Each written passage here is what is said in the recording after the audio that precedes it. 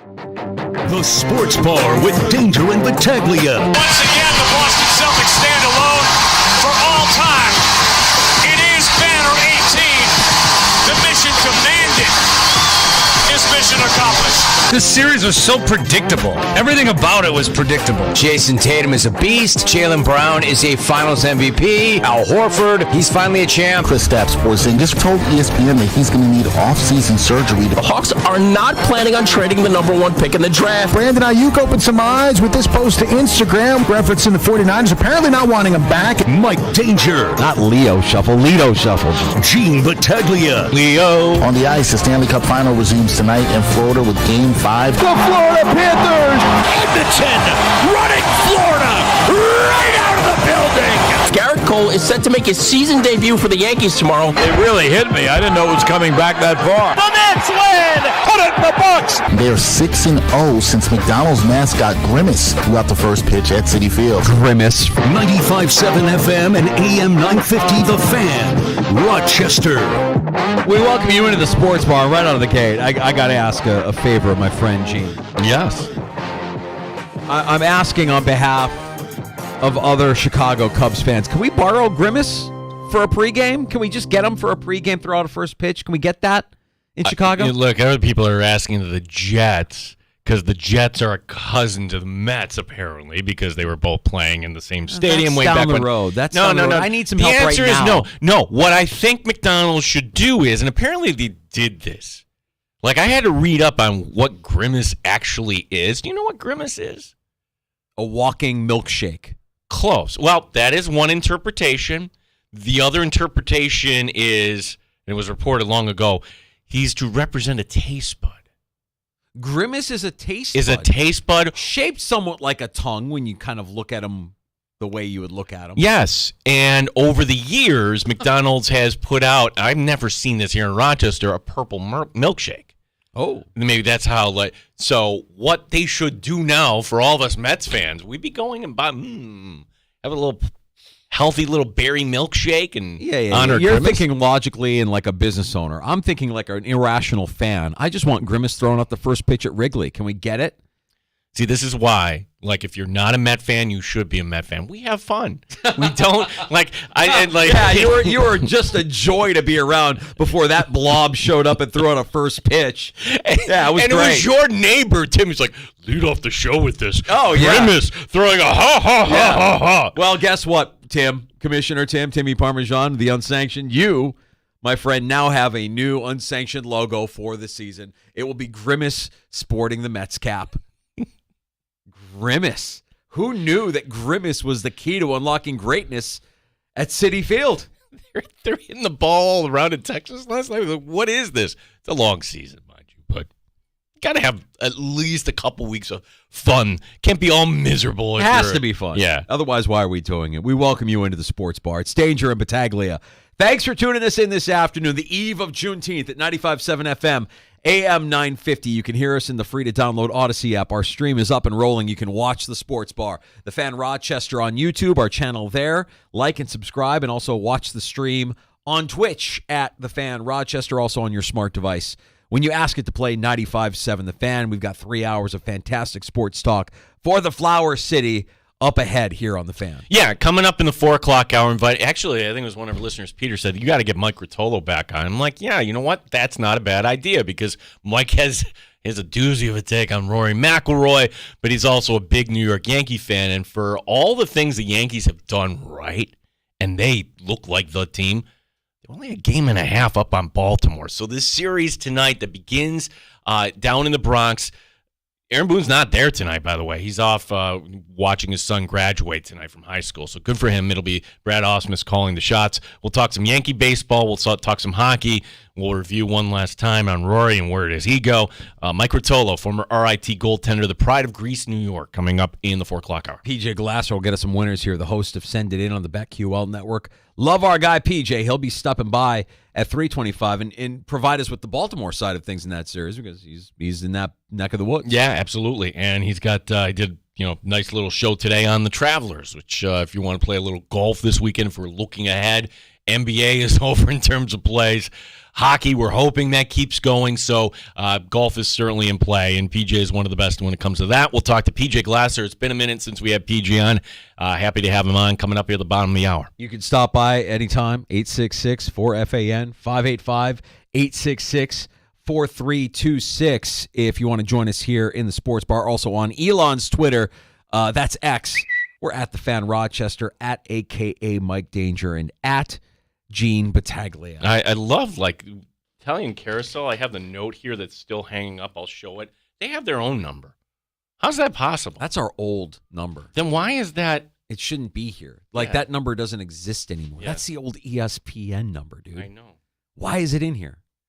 If you've ever tried, if you listen, first of all, God bless you. If you're listening to the Italian Carousel here on the Fan Sunday morning, and you're hearing Joe give out the phone number, is he giving out the wrong phone number? He's giving out the wrong phone number. Oh, Joe. Oh. So I just wrote, I was thinking of ripping it up and throwing it away, but that's his property, and I just wrote on it, old number. Actually not his property. I mean, nothing in this room belongs to you or I. No. Really. So that piece of paper that has the old phone number, not his property. The Italian Carousel, by the way, Sunday mornings on the Fan, where you can get the latest soccer scores. From Italy. The Boston Celtics win it all last night. And this series, and really, a handful of games I thought were kind of shocking. A handful of games I thought were wildly entertaining. Mostly Knicks. When the Knicks were in, it was fun. The Timberwolves made the postseason fun in the NBA.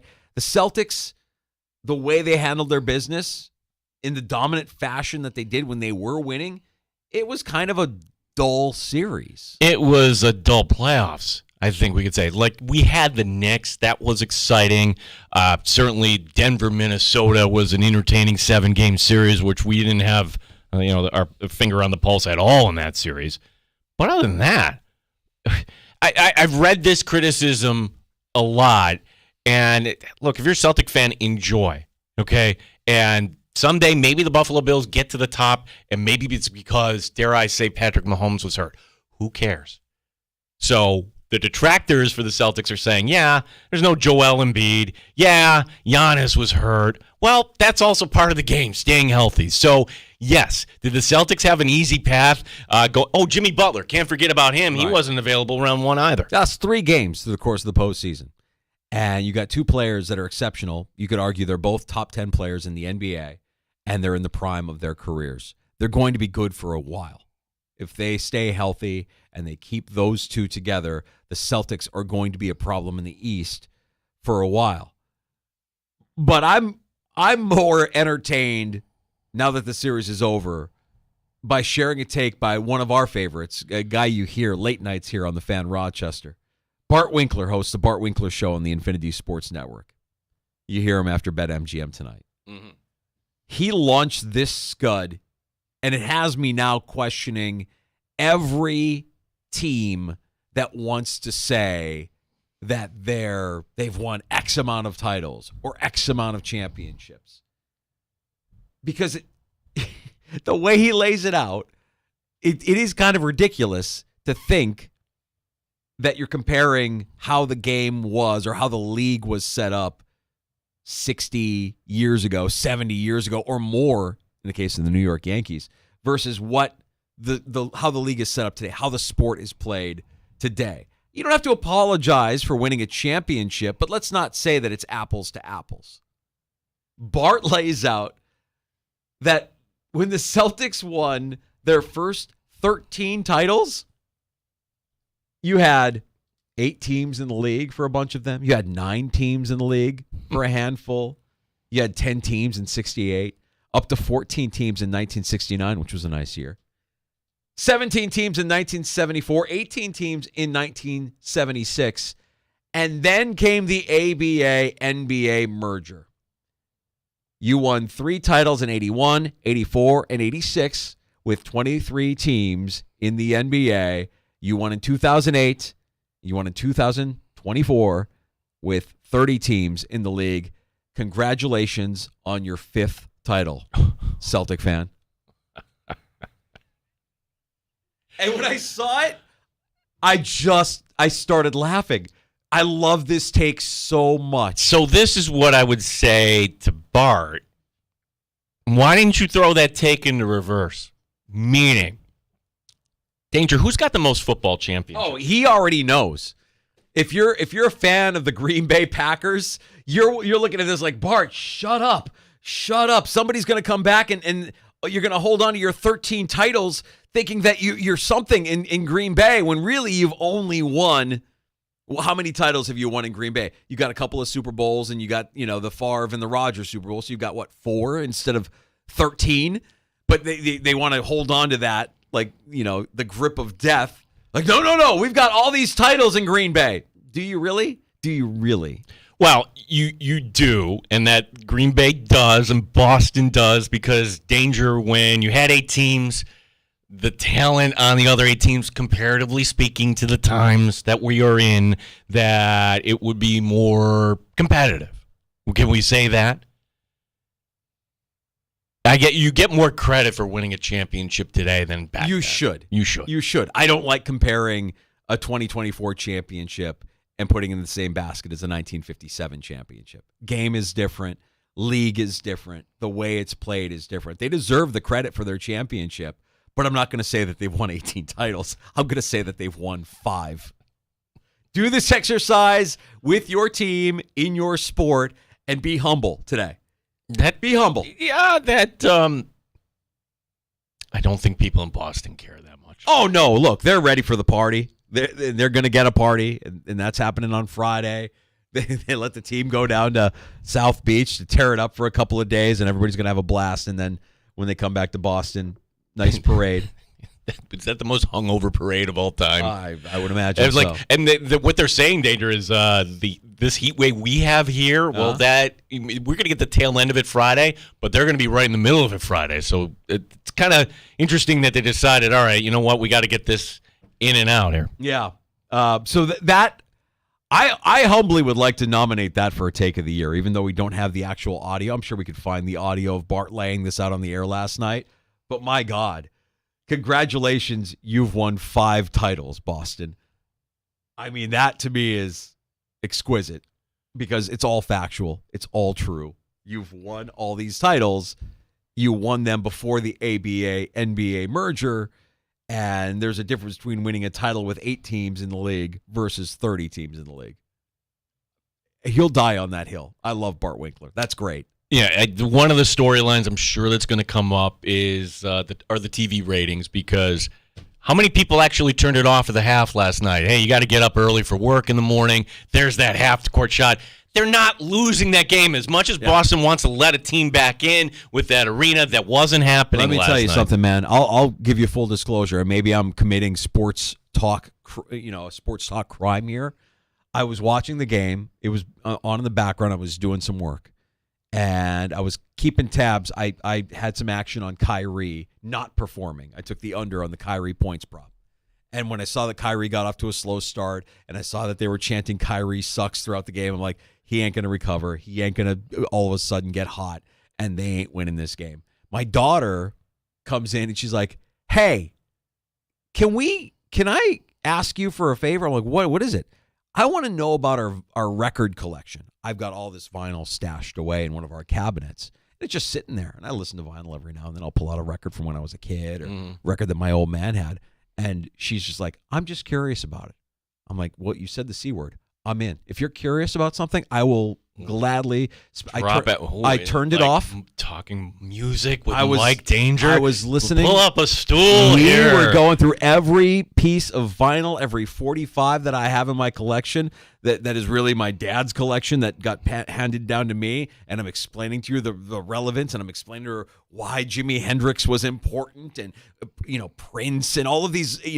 And she's kind of like cherry picking the albums that she visually is drawn to and that she likes, and she's pulling them aside for her own listening enjoyment. I'm like, you know what? The Celtics are winning that game. This was more important. This was more fun than watching the second half of that game, which the whole series to me was a bit of a snoozer. Kind of knew Boston was going to handle that business. Yeah, and so we can kind of fairly say that for various reasons, whether that's looking through your vinyl collection or you got to work early, ratings aren't going to be great. In fact, they could be historically bad for that. No one really put much into Dallas in this series right from the get-go. Your bias is confirmed, and I think the ratings are going to be bad, and there's going to be this false narrative that the NBA is in trouble. It's not. It was just a bad matchup, and you had a lot of guys hurt in the East. Are you like me, Gino, where you think we will get a repeat performance in Game 5 of the Stanley Cup playoff, that Florida will not only handle their business at home and clinch their first ever cup, but they'll do it with relative ease against Edmonton? I think it could be one of those games, Danger, where it could be no score heading to the third. What's going to be different this game? Bobrovsky, I can't explain it. That was, 5 goals in the first 16 shots, and it was just an avalanche. And so now you go back home, and Florida just gets back to what they need to do. They were playing great the first 3 games of this series. They'll bounce back tonight. So as much as I want this to go 7, just because I don't want the hockey season to end. I'm with you. I don't care about either of these teams. I just want to see good hockey. This has been good hockey for the most part, and I don't want tonight to be the night where we see Gary go on the ice. No.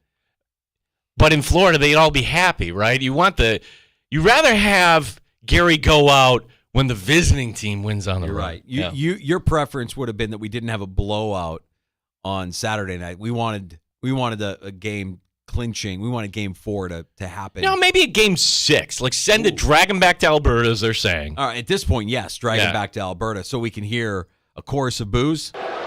Nashville, you have been awesome. Music City is clearly a hockey city. How about congratulating your Predators and the Penguins on a great Stanley Cup final? How about crapping in a bag because I don't want to be here being booed by you? He's the worst. That has not burned out in my mind. No, I'm with you. Well, we'll see. I tend to think like you do that I think Florida might get it done tonight, that they get back to their business and it's a gentleman's sweep where one team is just that much better than the other. And Edmonton's got the best player in the world. Florida has the best team. They just do. They have the better goaltending. They're just a better, more cohesive unit, better coached. So Florida gets it done tonight? Florida gets it done. Hope I'm wrong. And then, Gino, you and I mean, we part ways for a little bit here. We've got Juneteenth tomorrow. We got Juneteenth, which is it's first of all, it's great. Thank you, Odyssey, for letting us recognize the holiday, and it's an opportunity for me, Danger, because I've got the world's longest list from the executive producer. Some call it a honeydew list, but with family coming over Sunday, I got to do this and fix that and clean this. And, Big graduation party. Yeah, Lincecum graduating. Lincecum feels like yesterday.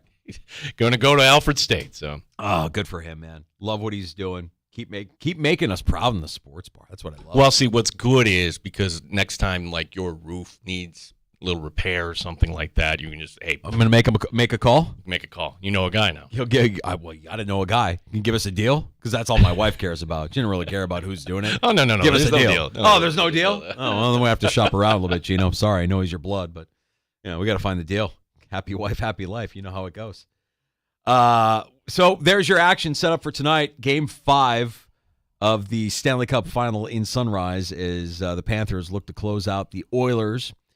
And we'll take your calls throughout the course of the afternoon here at 866-4FAN. If you have predictions, 866-4326. Yeah, and baseball's really interesting tonight. The Yankees with Rizzo now out 4 to 6 weeks. They called up the kid Bryce. He was batting cleanup for Scranton, so he's going to be at first base apparently tonight. And if you are, this is the thing about baseball now. It always used to be like, okay, just go to yes or go to S. No, you really need to look it up in advance. It's TBS tonight for the Yankees. Oh, it's the O's. So sorry, I know that you're on the outs there. Yeah, that works. That does not work out for me as a Fubo guy. It does not work out for me not getting into those Turner channels. But we'll follow along as we can. By the way, we get to some takes next hour. Yeah, I got a doozy here. I'm not going to hedge because hedgers are losers, okay? I'm still going to stand by my take that coming up in 2025 on an NFL sideline, probably Dallas, Bill Belichick will make his return as he tries to chase down the record of Don Shula. However, as you may have heard, Bill Belichick has some other interests these days. So I've got some thoughts on that. Okay. I have a new least favorite player in the NFL that I'll tell you about. We'll share what he had to say on the Up and Adams show. Aaron Rodgers has been dethroned? This is a different level of anger. Okay. This is a special kind of athlete. It's not exclusive to football players. In fact, it transcends whatever the sport may be. Every sport has this guy, and we're adding him to the club. So, yeah, whenever you make an appearance, you've got to be careful not to present yourself as this guy. Is that what you're saying? Well, I think if you can back it up, we can hold you in high regard. If you're just a guy and you're doing this, yeah, I've got a problem with that. And I got a problem with this guy and the way he presented himself. We'll explain when we get to the 4 o'clock hour here coming up in just a little bit. Before we do that, we welcome in our buddy PJ Glasser. He is the host of Send It In on the BetQL network. You can watch it on Twitch, on YouTube. You can listen to it in the free-to-download Odyssey app. PJ Glasser stopping by the sports bar next to give us some winners on the diamond, do a little recap of the NBA season. Insider calls presented by BetMGM.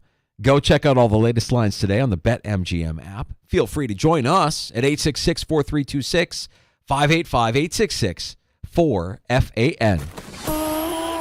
You're listening to the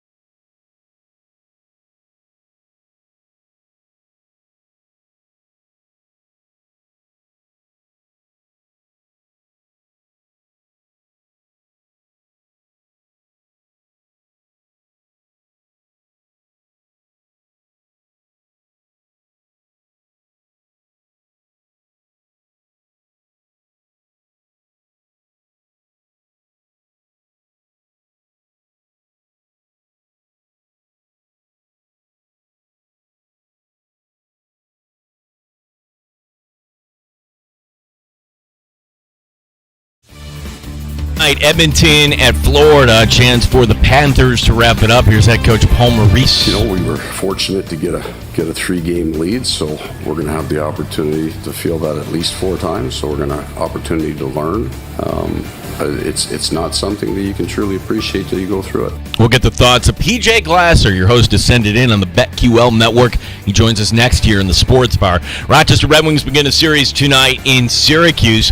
The Yankees, big series down in the Bronx, hosting Baltimore. The Mets tonight are in Texas. Sports is brought to you by GetMyPerks.com, where today get 2-for-1 rounds of golf with cart to Wildwood Country Club.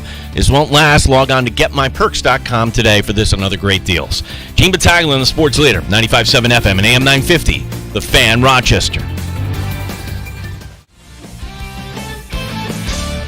Neat or on the rocks? It's the Sports Bar with Danger and Battaglia on the Sports Leader, 95.7 FM and AM 950 The Fan, Rochester.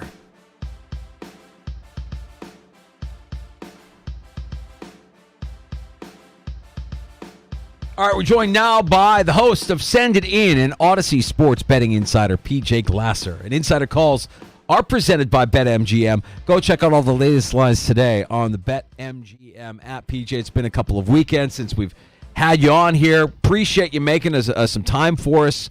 And I know we're going to talk plenty of Major League Baseball. There's a big series, as Gene was just talking about in his update, between the O's and the Yanks. Your thoughts on the NBA final, and how did it treat you? How did the postseason in the NBA treat you? Because is somebody who kind of casually watches the NBA through the season and kind of digs in during the postseason, it felt like that we were a little bit short on actual action throughout the course of this postseason.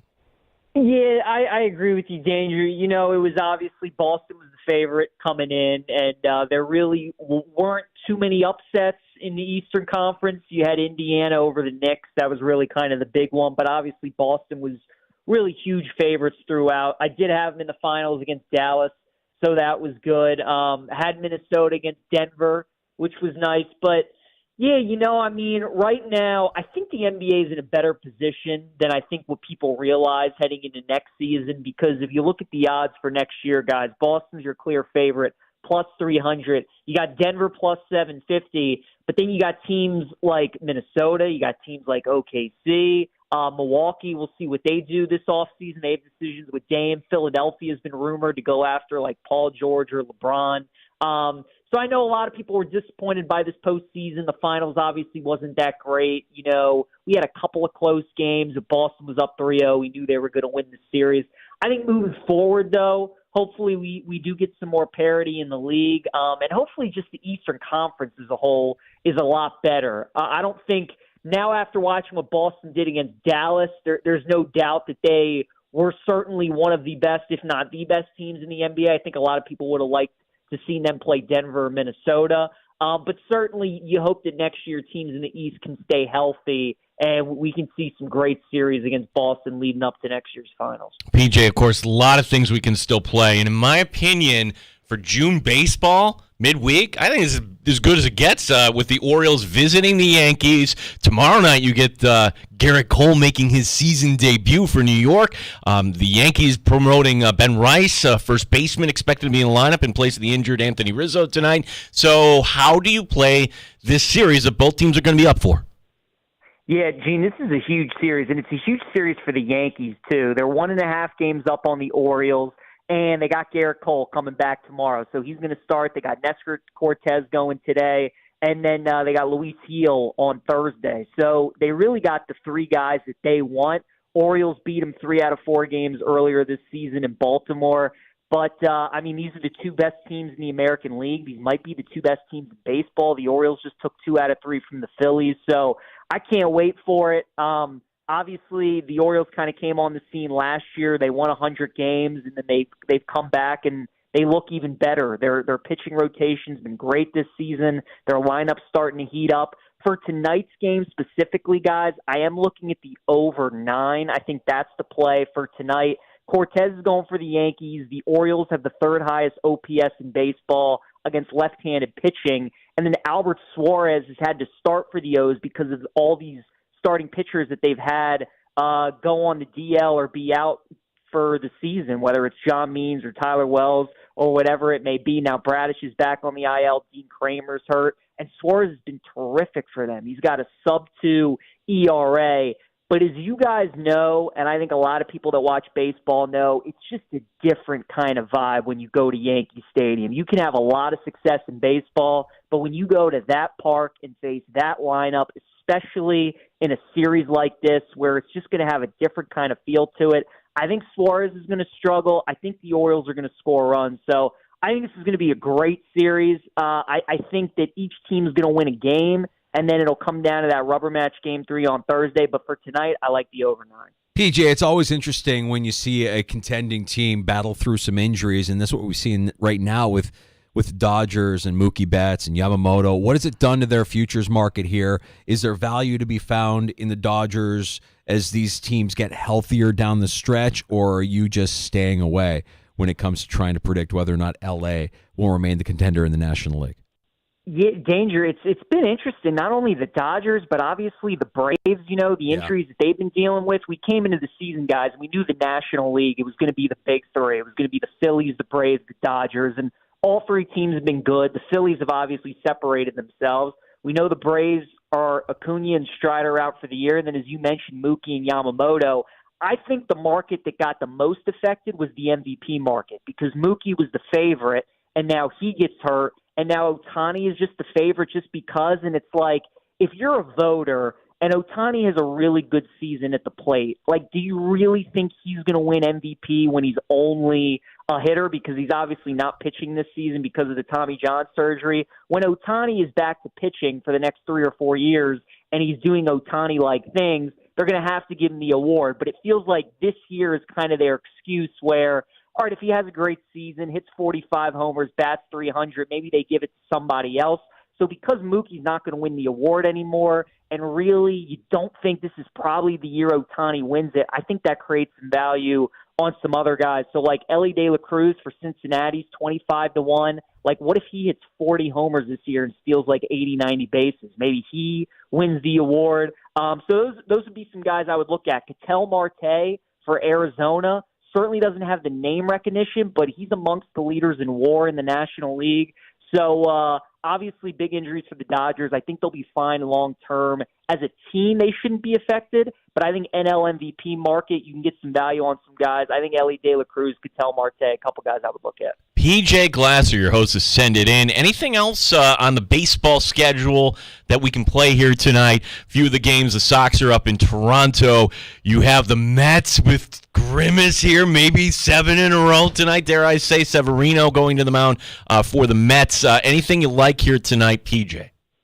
Yeah, it's a couple games, Gene. We'll start with that Mets and Rangers game. I do like the Rangers, guys. One thing I always like betting in baseball is when a team gets blown out and then backing them in the next game, right? That's the beauty of baseball. There's 162. It's not like football. You have a bad performance, and you got to wait a week to play again. You just flush it out. Rangers lost 14-2 last night. Like you said, the Mets have been on a roll. They're playing great baseball. They're scoring runs.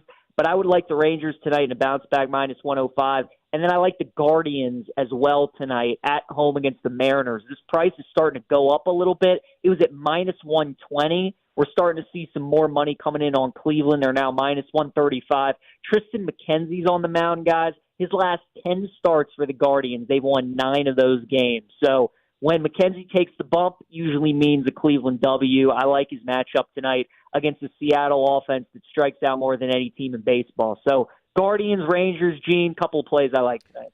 PJ, what about just taking a broader look at the league right now? Is there a team or teams that you think could surprise us here, get hot at the right time, and make a bit of a postseason run? There are plenty of teams with this new format that are just on the outside looking in that may not have the talent that the contenders, the true contenders, have, but might find themselves playing spoiler late in the season. Any teams you like? Yeah, Danger, the team that always, I feel like they got a run in them is the San Diego Padres. They're 25-1 to win the National League. They're 50-1 to win the World Series. The reason I like them is because the top end of their rotation, they got dudes, right? They got Cease, they got Darvish, And if Joe Musgrove can just, turn back into his old self, they have a real three-headed monster at the top of that rotation. And then trading for Luis Arise a couple months ago really changed their lineup and gave them a true leadoff hitter. And you still got Tatis there. And Machado's having a little bit of a tough year, but he's still one of the better players. Bogarts, Cronenworth, they got a lot of guys in that lineup. But then what I like is their GM, A.J. Preller. As we know, guys always love to swing big at the deadline. So they have plenty of stars in that lineup, and that NL wildcard race is so jam-packed right now. You got 8 teams that are separated by like 2.5 games. If any one of those teams goes on a stretch where they go like 12-2, 13-3, something like that, they could make the playoffs, get hot at the right time. I think the Padres might be that team. So the American League, I think the Orioles and the Yankees have really separated themselves at this point. The National League, I think, is a little bit more wide open just to the injuries of the Braves and the Dodgers. And obviously what the D-backs were able to do last year, I think can give teams some confidence in the National League to make a run. So San Diego would be the team as a long shot that I would look out for. PJ, every so often this is a question that comes up when we're talking about golf and how it relates to our town. I'll ask you the question. Would you rather have in your hometown a regular stop on the PGA Tour or a major once every 10 years? We get the major once every 10 years. I think we're fine. Where I'm going with this is the Travelers in Hartford. And again, you have guys that are not showing up, including one we shall not name here because, anyways, Rory McIlroy. Your thoughts on the Travelers and how you would play that? How would you answer that question, PJ? Would you rather have a major once every 10 or an annual stop? It's a great question, Gene. I think my answer would be it depends on what the PGA Tour event is, right? Like if it's the Travelers, if it's the Memorial, if it's the RBC, if it's an elevated event where I'm essentially getting like a major type field every year, that would be the answer. If it's one of these events, like if it's the John Deere or the 3M Open where not a lot of guys play, I would rather have it like you guys do with Oak Hill or like Pinehurst had it last week. But the Travelers is a great event. I went there 3 years ago. It's an awesome course. It's a great environment. Outside of TPC Scottsdale and Phoenix, this is the event that has the most people year after year. So it's a great turnout. The players love this event. And what I love about it, guys, it's a par 70, 6,800 yards. It's one of the shorter courses that they play every year. And because of that, there's really not a certain type of golfer that succeeds. You can be a long hitter. You can be a short hitter. So I think the main thing that kind of wins out year after year at this course is it's a Pete Dye golf course. And anytime Pete Dye designs a golf course, you just got to be a good ball striker. Yeah, you have to be. You have to be good off the tee. You have to be a good iron player. And I'm looking at Xander Schauffele this week. He's one of the favorites at plus 750. Xander won here a couple years ago in 2022. Scotty Scheffler is the best golfer on planet Earth. We know that. He is such an excellent ball striker. But I would argue that maybe Xander is the more complete golfer just because we know Scotty can struggle at times with that putter. Xander's just so good in every area. He's great off the tee. He's great with the irons. He's a great scrambler. He's a great putter. So I think Xander, who's in great form, he's coming off a top 10. He won here, as I mentioned, a couple years ago. This course is an awesome fit for him. I think he's got a chance to win this week. And obviously, plus 750, one of the favorites. So Xander he's my guy this week at the Travelers. PJ, when we look at the sport and we consider now that you had Bryson win the U.S. Open this year, you had Brooks win it here in Rochester last year, the PGA Championship. You've got Live Tour golfers showing up to majors, winning majors. It hasn't really affected them that they've defected from the PGA Tour. We've heard rumblings that at some point this week we'll get some sort of announcement about the status of a merger between these two. Are you hearing anything about what the future of golf might actually look like here in this post-Live/PGA Tour world that we're living in?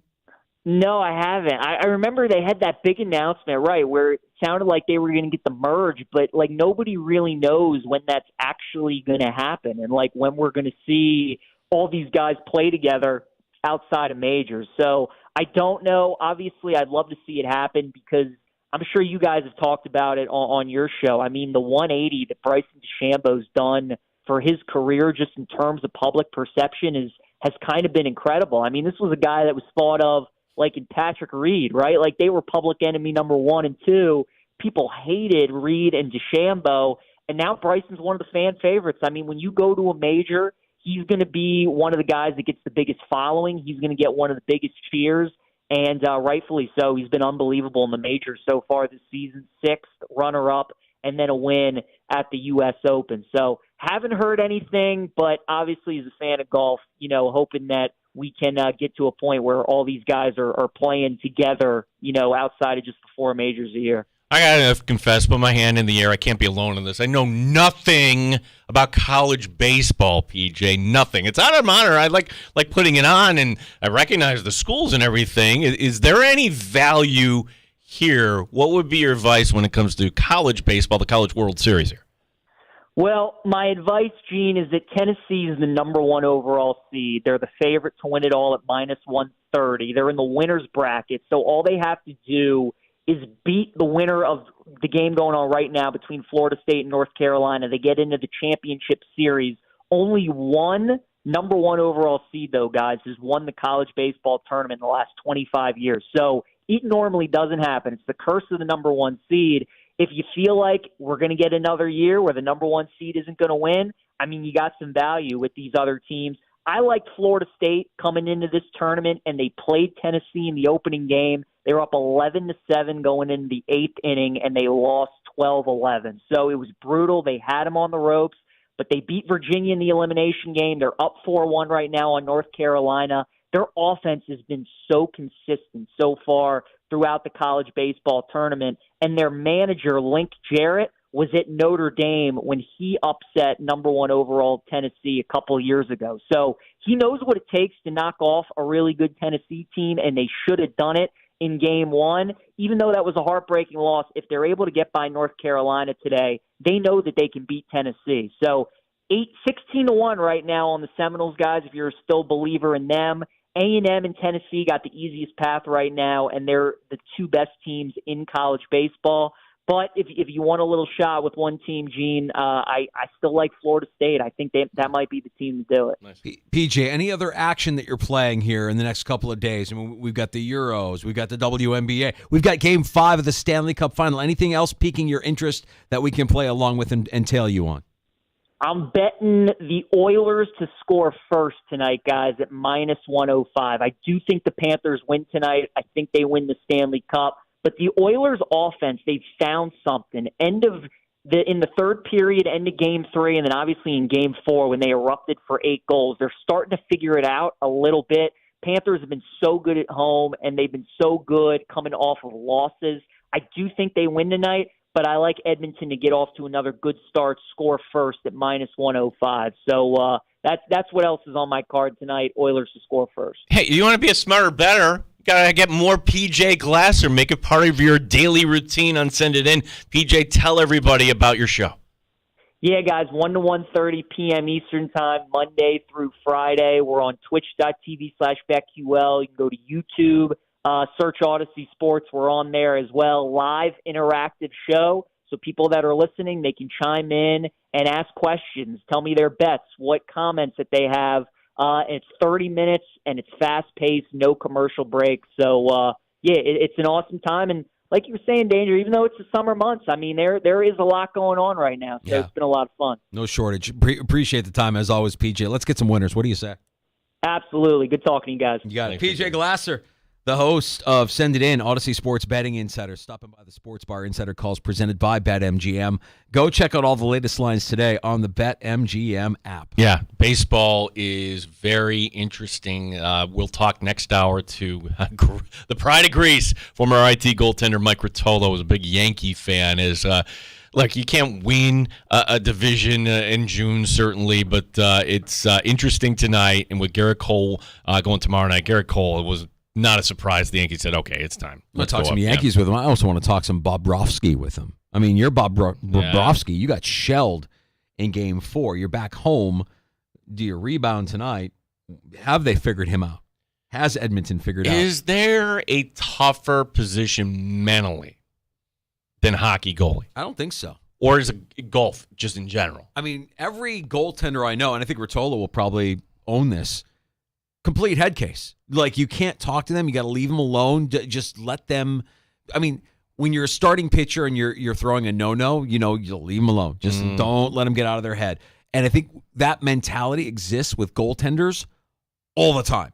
All the time. They don't want to let a single thing by them. And was it Rotolo that told us, like, the mindset of a goaltender is like, just got to stop this one puck. Like, you have to view it. There's a different lens that they view it all through, and they are dialed in. It was Devin Levi talking before an Amherst playoff That's what game. it was. Yeah, saying every puck is the same. If we took that to whatever practice that you're coaching up your kids, like every ground ball is the same, every free throw is the same.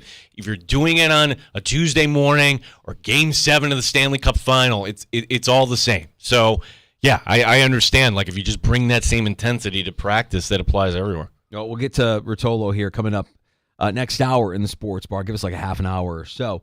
Up next, we'll share some more from last night.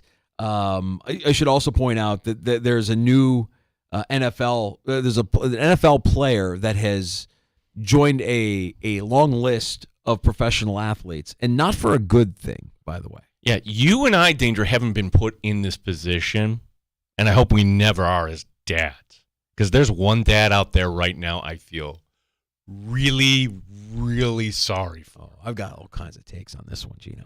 And I'm going to unveil the BSE. The BSE. The BSE. What is the BSE? If you're watching on the stream, you already know. It's the best shirt ever. I'm wearing it today. It is the current BSE. You have a BSE. Gene, you have a BSE. Everybody has a BSE. I'll lay out the parameters for your BSE and explain why my BSE right now is indeed the best shirt ever, as of right now. The criteria, we'll lay it all out for you. That's all coming up here in the Sports Bar. You can join us simply by pulling up a stool. Our phone number, 866-4326, 585-866-4FAN.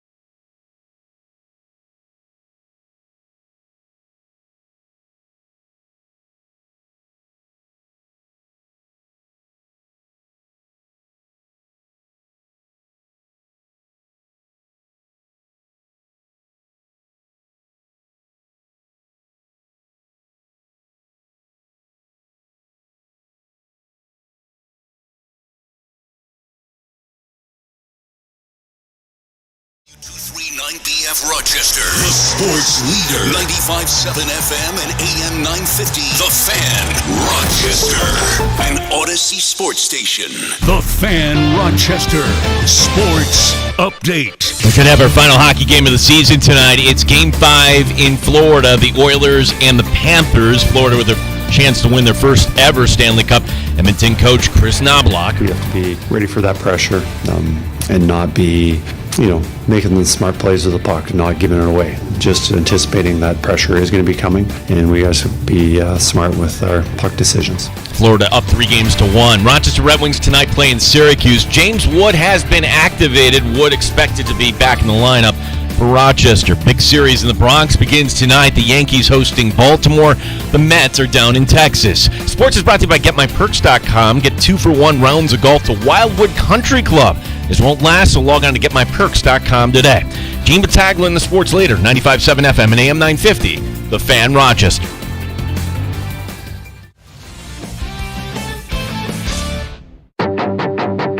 The Sports Bar with Danger and Battaglia. Once again, the Boston Celtics stand alone for all time.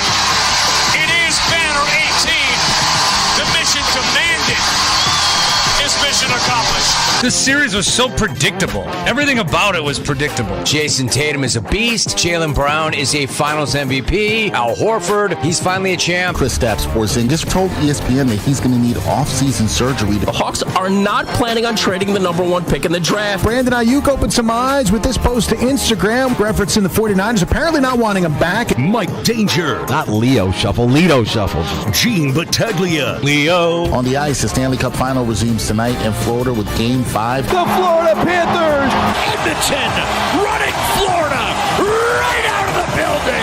Garrett Cole is set to make his season debut for the Yankees tomorrow. It really hit me. I didn't know it was coming back that far. The Mets win! Put it in the books! They're 6-0 since McDonald's mascot Grimace threw out the first pitch at Citi Field. Grimace. 95.7 FM and AM 950. The Fan, Rochester. Now you're just being selfish, not giving Grimace to Wrigley Field for a first pitch. I could use the help, Gino. No, we're embracing this. Like all you haters, your Fates, your Catalanas, everybody wants to ha, you misfit Mets. No, you know what? It's fun. We found something. We're rallying. Grimace does resemble many Mets fans that I've come in contact with. Just a lot of what you see in Grimace, you kind of see. Not you, G, not you specifically, but some Mets fans. I know a handful. You know a handful of Mets fans that kind of resemble Grimace. We're like a walking milkshake, a walking taste bud. Is that what he's supposed to be? That's a walking taste bud. Some people call him a milkshake. Like, what is Grimace? Reading up on Grimace, in 1971, he was introduced as a character who stole children's Happy Meals and fries and everything else. But the problem was... Wait, that was the Hamburglar. No. Grimace? Grimace was a bad guy? Was a bad guy, but he scared children. So they put him on the shelf for a year, and then they brought him back as this happy, lovable Opie thing. This is no wonder the Mets haven't lost. He is a Mets fan. Of course, he's a misfit. Stealing food from children. And then he has to be rehabilitated. His image needs to be rehabbed. Yeah, of course. This makes perfect sense. Now I get it. If somebody had a Grimace outfit, I would put it on proudly. Yeah, I bet you would. I would. Pal. Like, somebody's got to have like something lying around. Don't worry. The Grimace with the Mets hat, that's the new logo for the unsanctioned. Thanks to Timmy Parmesan who brought that up and egged me on. Hey, make sure you make fun of Gene because Grimace threw out the first pitch at Citi Field. Well, the Mets haven't lost since. What do we know? And they beat the Padres, and they beat the Texas Rangers, so they're not playing the Marlins here. PJ likes the Rangers tonight. He makes sense. Like, that's the way in baseball. If the Mets put up 14, yeah. Okay, that was last night. He's up a little bit. Special treat for you if you're watching the Sports Bar on our stream.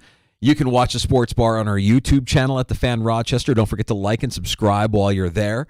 We're also streaming on Twitch if that's more your brand of vodka. Twitch.tv/The Fan Rochester if you want to watch the Sports Bar. The treat is the BSC. The BSC. You were mentioning. Now, what is that? Get yourself a BSC, Gino. You have one. A lot of you do. The BSC stands for Best Shirt Ever. Now, the origin of the BSE. For me personally, it stems from an old friend who I'm working with in my first job in radio. And he rolls up to a station event, and he just looks like a straight-up assassin. This dude rolls up. Mm-hmm. He's got yellow-tinted glasses on. He's got gel-crusted, spiky blonde hair. He's wearing a black T-shirt, and it's got 2 words ironed on in block lettering, "No sluts." That shirt was dubbed the original BSE. Now, I had to replicate its greatness many years later and wore it around Rochester at different events from time to time. Walking around with a shirt that says "No sluts," yeah, that will get you some attention. Like, hey, buddy, what's wrong with sluts? Some may ask. You may also get a chortle or a high five when you're donning the BSE. So what exactly qualifies as a BSE? And if you're watching the stream, you know I'm not wearing a "No sluts" T-shirt today. Most of us have one in our wardrobe, as I mentioned, and you may not even realize it right now. Run it through this filter. If you donated your BSE, would someone squeal in delight if they found it on the rack? If that's the case, then congratulations, you have yourself a BSE. I donated my BSE, the "No Slut" shirt, and if my version of that classic made it to the racks of Goodwill, I'd be surprised. Not because of its subject matter, but more likely the person responsible for filtering through donations probably just nabbed it for themselves. It's that good. A shirt that makes you want to steal. That is BSE material. Today, I am donning my current BSE. For our viewers, you've got to move to the left there a little bit. There we go. Right there. This is courtesy of my daughter, Alexa. This is my Father's Day gift. Gene, you see it. You get it. It doesn't need an explanation. If you know, as they say. It's a misprint. It's a collector's item. It's the best shirt ever. The original birth of Chicagoland. This one is going to hold the crown for some time. I might wear this at least once a week. So this is from The Bear, which actually, season 3 drops next week. Next week. Yeah. It's on my list for sure. I know it's on your list too. I don't know. I don't recall this. Beginning of season 2, one of the main characters, Richie. Love Richie. And in season 2 is really about Richie, right? Like there's different underlying themes and characters, and I'm not going to spoil it for anybody. But Richie is a character, one of the main characters in the show. He's a polarizing figure. But you end up loving him. You have to love him. You're pulling for him. Even when he's at his worst, you kind of like, yeah, I know, I have a Richie in my life, or I know somebody like a Richie. And Richie's trying to figure it out at the beginning of season 2. He's going through whatever mental crisis he's going through. And as he's laying it out to his friend, Carmi, the main character on the show, Carmi just kind of stops cold and says, "Why does your shirt say birth?" It's supposed to say beef, the original beef of Chicagoland, but it says birth. There's an R instead of an E, and he just looks at him. He's like, "Yeah, it was a misprint. It's a collector's item." But he wears it proudly, even though it's wrong. It should say beef. It says birth.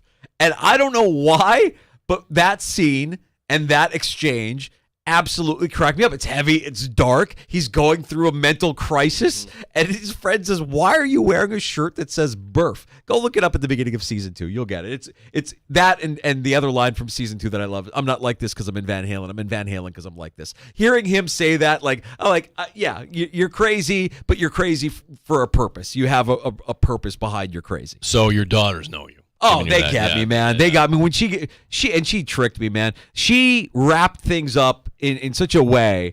I opened up one package and it's just a QR code. I'm like, what is this? A QR code?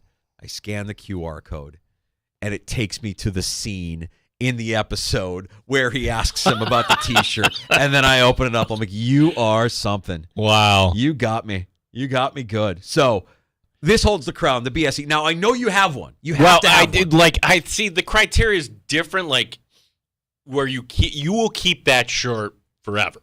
I mean, until it is a rag. Yeah. Yes. Yeah. Do I have one?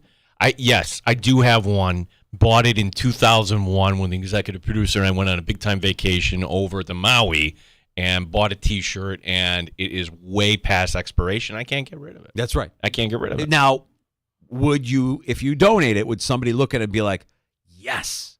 Or would somebody look at it and be like, ugh? No. It's a BSE. You wear it. You wear the hell out of it. But if it becomes a rag and then you're like, it had a good run, but it doesn't quite live up to being the BSE anymore because you can't really wear it. Nobody can really wear it. I have a couple of those. I have an old Jimmy Eat World concert tee that is a rag right now, and I have had that thing for over 20 years. I have a Black Dog t-shirt from when we went on our 1-year honeymoon to Martha's Vineyard, and it is a rag. It is falling apart. I love those shirts.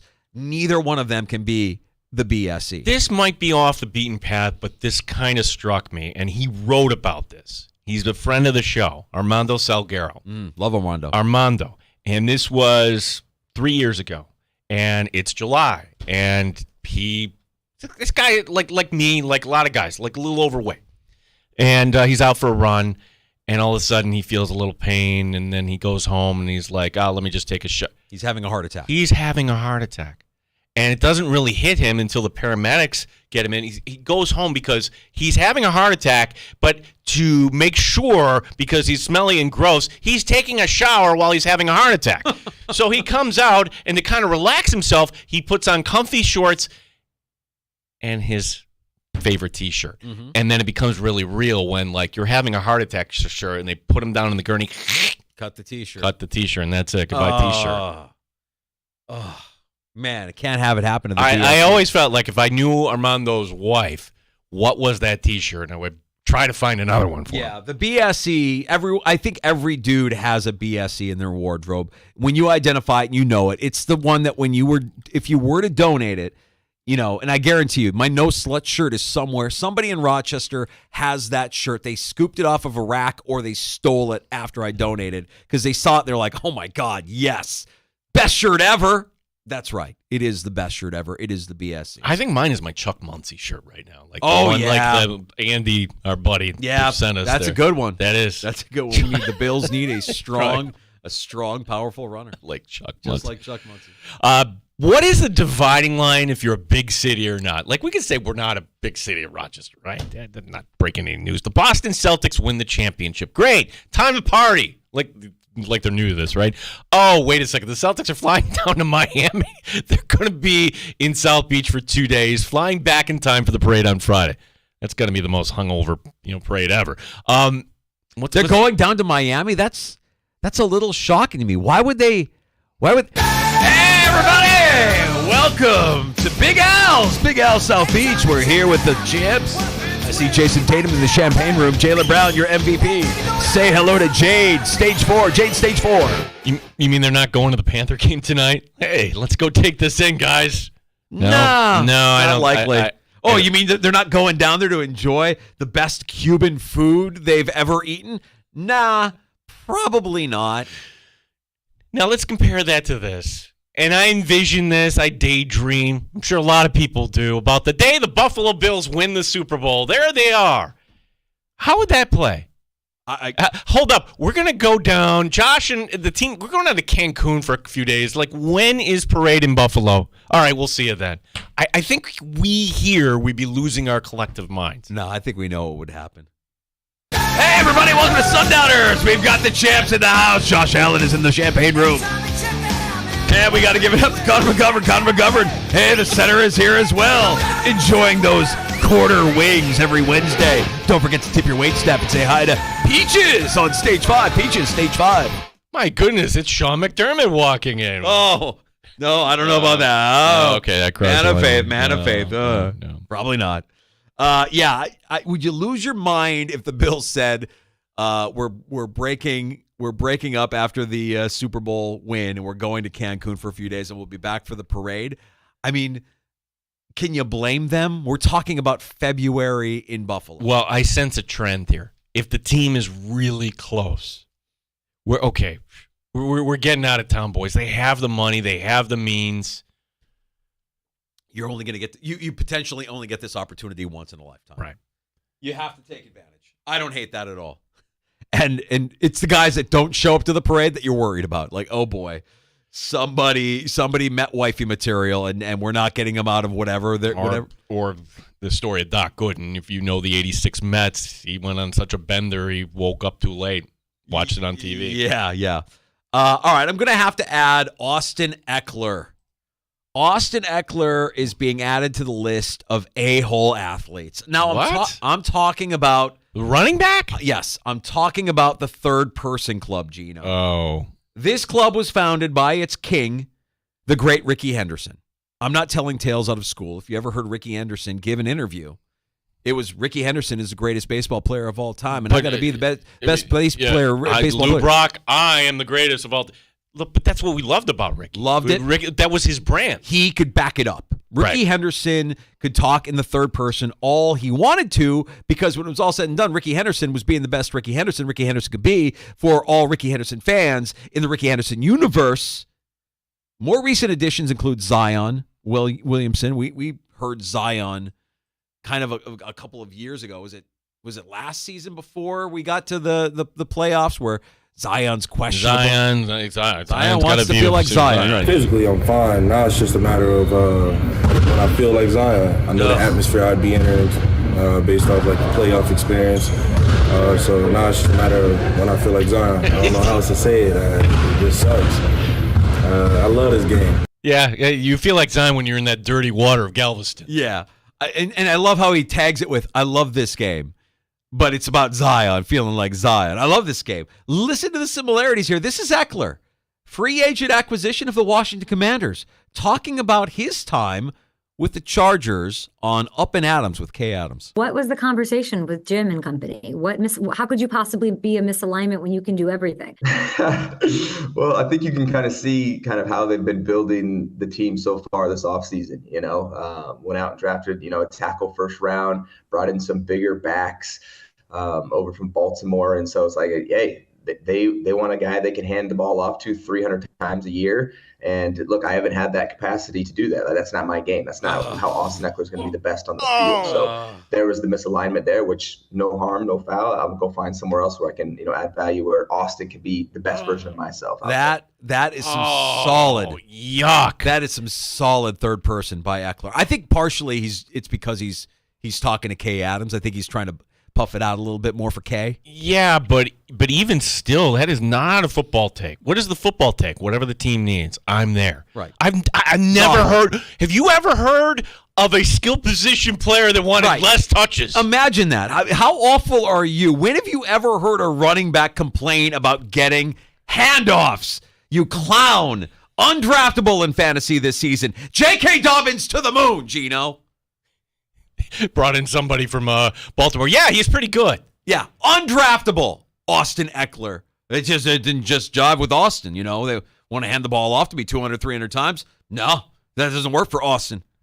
Okay. Get out of here. You're an a-hole. Part of growing up is this. You see the world through different perspectives. Maybe I would have had a much different take on this when I was in my 20s, but now... Well, you're in the same boat, Danger. You and I are both girl dads. But in reality, they're not girls anymore. We can just admit that. My oldest is going to be 21 in July. But like most dads, hey, that protective gene isn't going to go away. So in this world, imagine instead of your daughter turning 21, she's 24. There's some dad out there that has a 24-year-old. And I've been trying to put myself in this guy's shoes. When the daughter comes home and is going to say, Dad, meet my new boyfriend, Bill Belichick.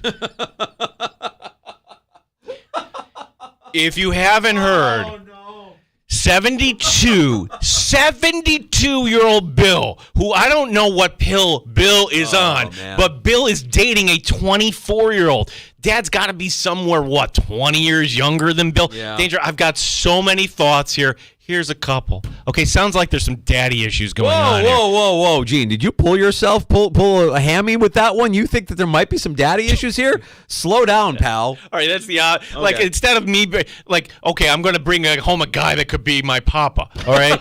Also, Bill. Bill, what the hell are you doing? I know that there's a lot of people giving him high fives for this, but how weird would that scene be, going over to the girlfriend's house and sitting down in the living room with the parents there? Look, I should be nice. She is a graduate. Her name is Jordan Hudson. Graduate. She completed her cosmetology professional licensure at the New England Hair Academy while also enrolled at Bridgewater State. And no, I'm not making that up. And that's totally fine. Here's where I'm at with this story. And maybe this is a bit of a left turn. I'm not going to go where I think you think I might go with this. Like, yes, of course, the age gap is startling. And it would be easy to be like, hey, Billy, way to read the D, pal. I'm saying it's tough out there if you're a guy or a girl in your 20s looking to date. And I'm just starting to scratch the surface of this with my oldest, who's going to be 20 next month, who, and I think this is kind of become universally known. If you're in your 20s and you're a female, the take is there are no guys for us to date. Meaning the guys that they see online, they have a very narrow filter of who they want to date online. He's got to be a good-looking guy, 6'5", blue eyes, trust fund, in finance, whatever it might be. There's a very, very narrow filter that they're running everything through because this is what social media has done to us. Yeah, so the filter for us was, is he a good guy and can he make you laugh? Like, basically, like, that's... Well, now you don't. If you're a guy in today's world, you have less opportunities to show that you can be exceptional to the opposite sex because people are going out to bars less. You're not going to church as much. You're not spending time being nice to your family in front of... there are things that you can do and show as a guy around the opposite sex that make you more attractive. And none of those things exist in a dating app or on a social media profile where everything is put through this filter of, I have to look my best, I have to present my best. And then when you meet this person in real life, nothing is aligned. Everything is out of whack.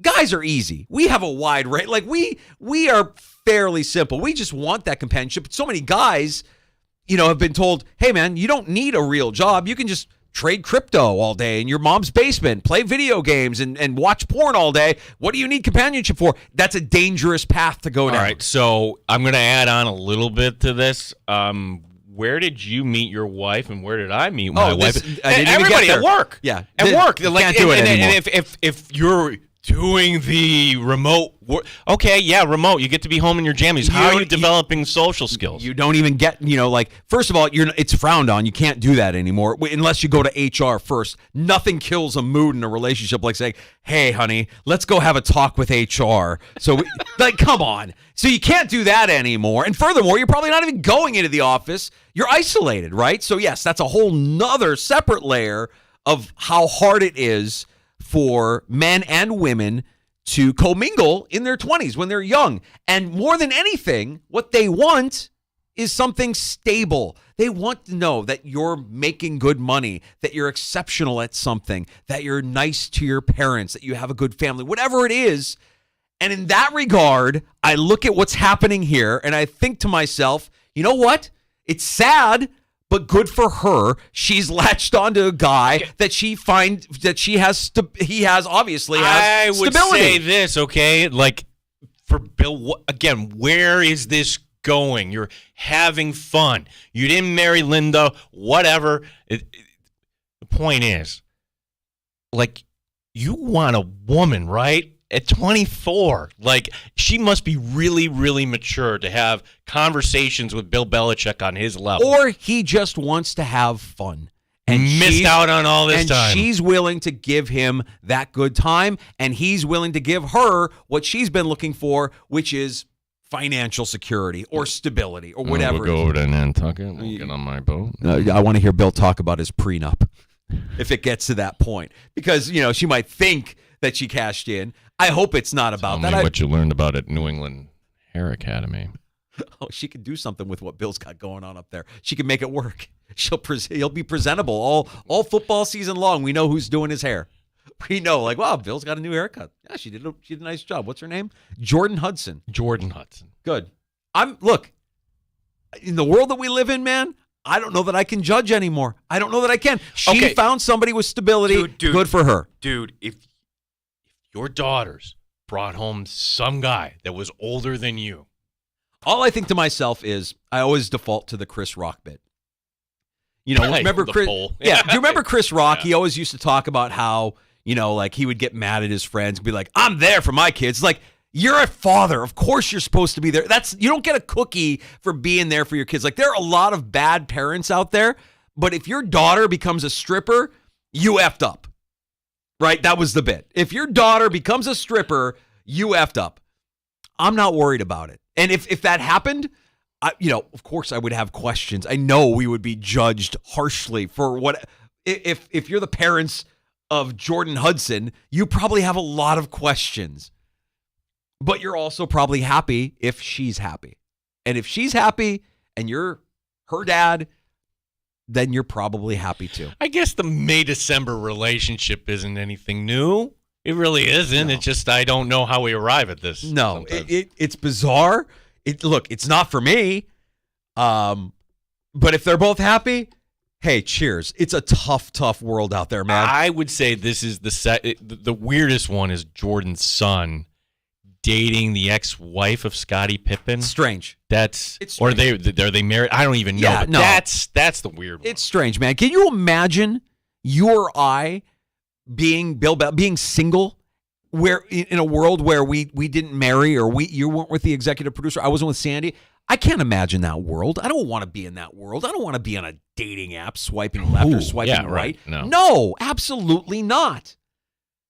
So, correct. Sandy says correct answer, by the way. Oh, I know. I'm working that for some brownie points when I get home later. We got to move on to Mike Rotolo, checking in from mighty Greece, New York. Former goaltender of RIT. We'll ask him about Game 5 tonight. But we want to talk to Mike really about the Yanks. Big series starting in the Bronx tonight against Baltimore. Mike Rotolo stopping by the sports bar with his takes next on The Fan Rochester. You can join us at 866-4FAN 585-866-4326.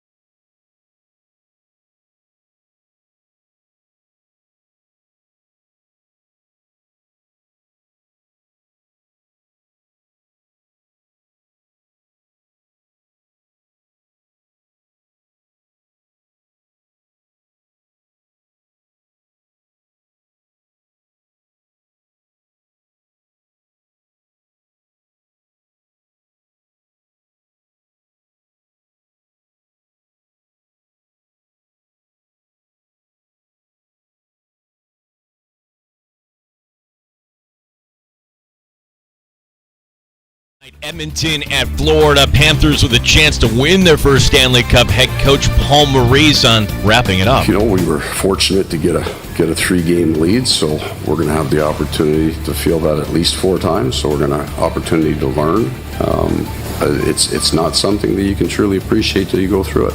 Former RIT goaltender Mike Rotolo joining us next year in the Sports Bar. Rochester Red Wings tonight playing in Syracuse, and good news for the lineup, James Wood. He's been activated. Wood expected to be back in the lineup tonight for Rochester. Yankees tonight hosting Baltimore. It's game 1 of their series. The Mets are down in Texas. Sports brought to you by GetMyPerks.com. Get 2-for-1 rounds of golf to Wildwood Country Club. This won't last long. Log on to GetMyPerks.com today. Gene Battaglia, the sports leader, 95.7 FM and AM 950. The Fan, Rochester. Pull up a stool and join us. 585-866-4FAN.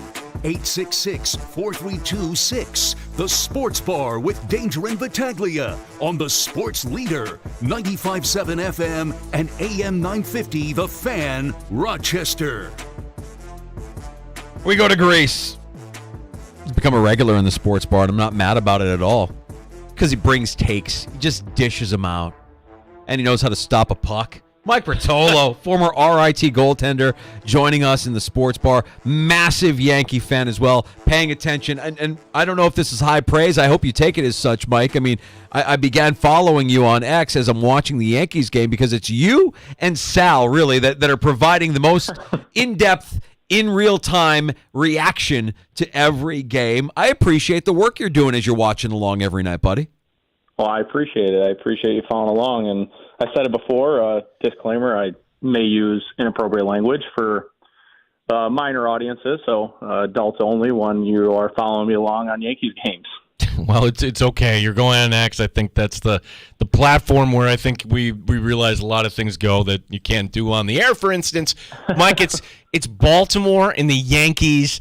We had a guest earlier today, PJ Glasser, BetQL, called these two teams the 2 best in baseball, which are like, wait a second, the Phillies, Baltimore just took 2 or 3 from Philadelphia. Would you agree tonight? Because you look at the standings, there's only a game and a half between these 2 teams. Yeah, I mean, definitely the best 2 teams in the AL. Clearly, obviously, it stinks being that they're both in the AL East, so it's going to be a dogfight until the end of the season between the 2. Huge set at the stadium starts tonight.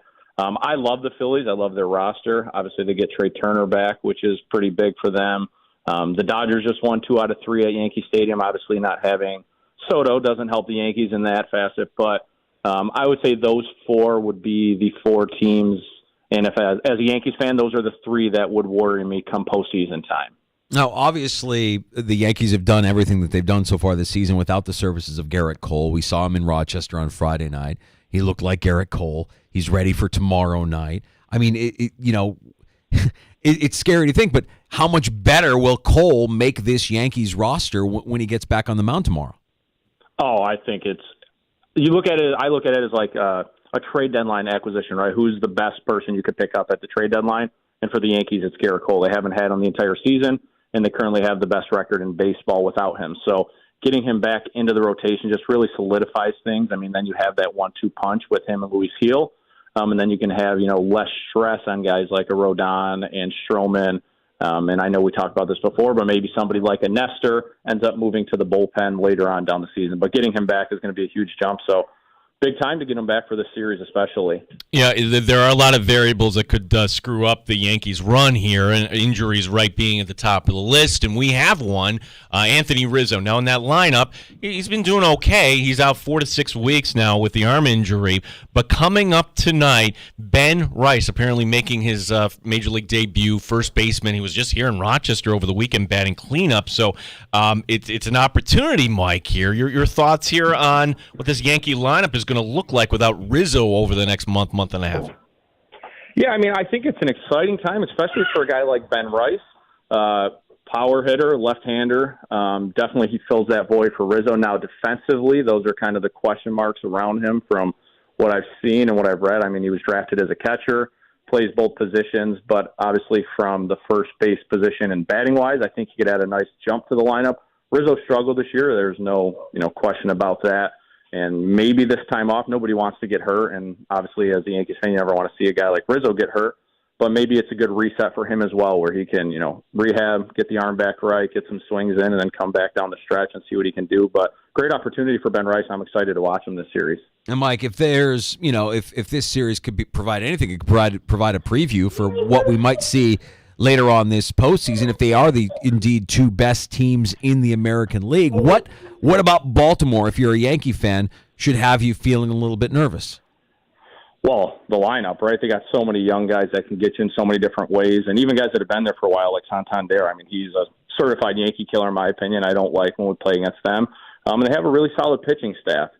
I don't know, when it shakes down at the end of the season. Hopefully we get them in some sort of a 7-game series, which probably doesn't seem possible because one of those two teams is going to be a wild card. Mm-hmm. So, I mean, if you get into a shortened series against one of those two teams, I mean, either or, if you're an Orioles fan or a Yankees fan, you're definitely going to be a little more uptight about that series because in 7 games, truthfully, I feel the better team wins. In a 5-game set, you never know. You could have a couple down games, you get down 2-0, and then the series really shifts. So for me, it's that aspect, the series length. So if we get them in a 5-game series, I'm going to be a pretty nervous guy come September, October. Mike, turning to hockey now, and I don't really care particularly one way or another. I just want the season to continue. I don't like it when the season wraps up here. And tonight, if they get Bobrovsky playing the way he did in Game 1, 2, and 3, then pretty much Florida will have this, in my opinion. But Game 4, they didn't look like him. 5 goals, 16 shots. Mike, your former goaltender, when you had a rough game like that, what things did you do to kind of put it behind you? How do you think Bobrovsky kind of deals with this tonight? I mean, he's a professional, and you basically summed it up there. You got to put it behind you. You can't look back. There's always another opportunity, and I was fortunate enough when I played. If I had an off night, Wayne would always come right back to me. And obviously, in playoff hockey, Stanley Cups, you're not sitting your starter, who's kind of been one of the main reasons you are where you are. For him, it was probably good. He gave up the goals. He got out of the game. They pulled him. They put Stolarz in. Gives him some extra time to reset. I don't see him having another performance like that again tonight, especially in front of the home crowd. If he plays, 90% Bobrovsky, I don't see Edmonton beating them tonight. I feel like the series gets closed out. But it's all about turning the page. Those guys are professionals. When you're at that level, it's a very easy thing to do. You can't really change the past. So you just got to focus on what's the next challenge. What's the setup tonight, Mike? You got the big screen reserved for the Yankees, one of the side screens for Game 5. Talk to us. Walk us through it. I'm gonna go big TV Stanley Cup final. Ooh. Yeah, it's a series clinching opportunity, and there's nothing better to me than the Cup. I mean, my second TV is a 50-inch, so it's not like the Yankees are going to be that downgraded. So I'll have the Yankees on TV too. I'll have the Yankees on the main TV to begin. Obviously, they start an hour earlier than the hockey game does, so they'll get the first little few innings on the main TV, but then we'll shift them over to the second TV for the final. Mike, I don't want to paraphrase your words here. I'd rather hear them come from you.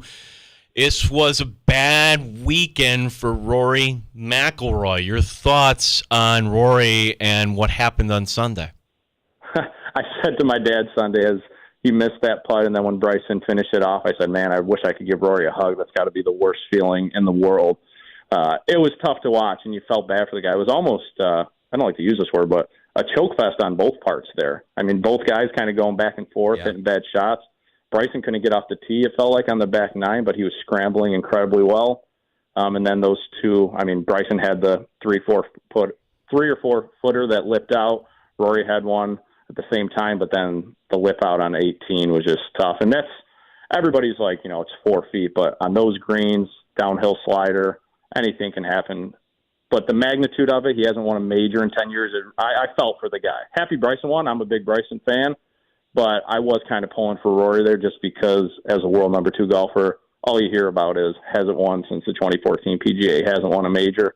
Would have been really cool for him to kind of get that monkey off his back and get another one under his belt, but now he's got to wait until the Open. Mike, what about the way, a couple things. What about the way he left, not speaking to the media, kind of ducking undercover and getting out of town and then withdrawing from this weekend's event in Hartford? And 2, Where do you see the game going? We heard rumblings that there would be some sort of announcement this week, an update on the merger between LIV and the PGA Tour. Do you think we get to a place now that we've seen LIV Tour golfers succeed multiple times at a PGA Tour major?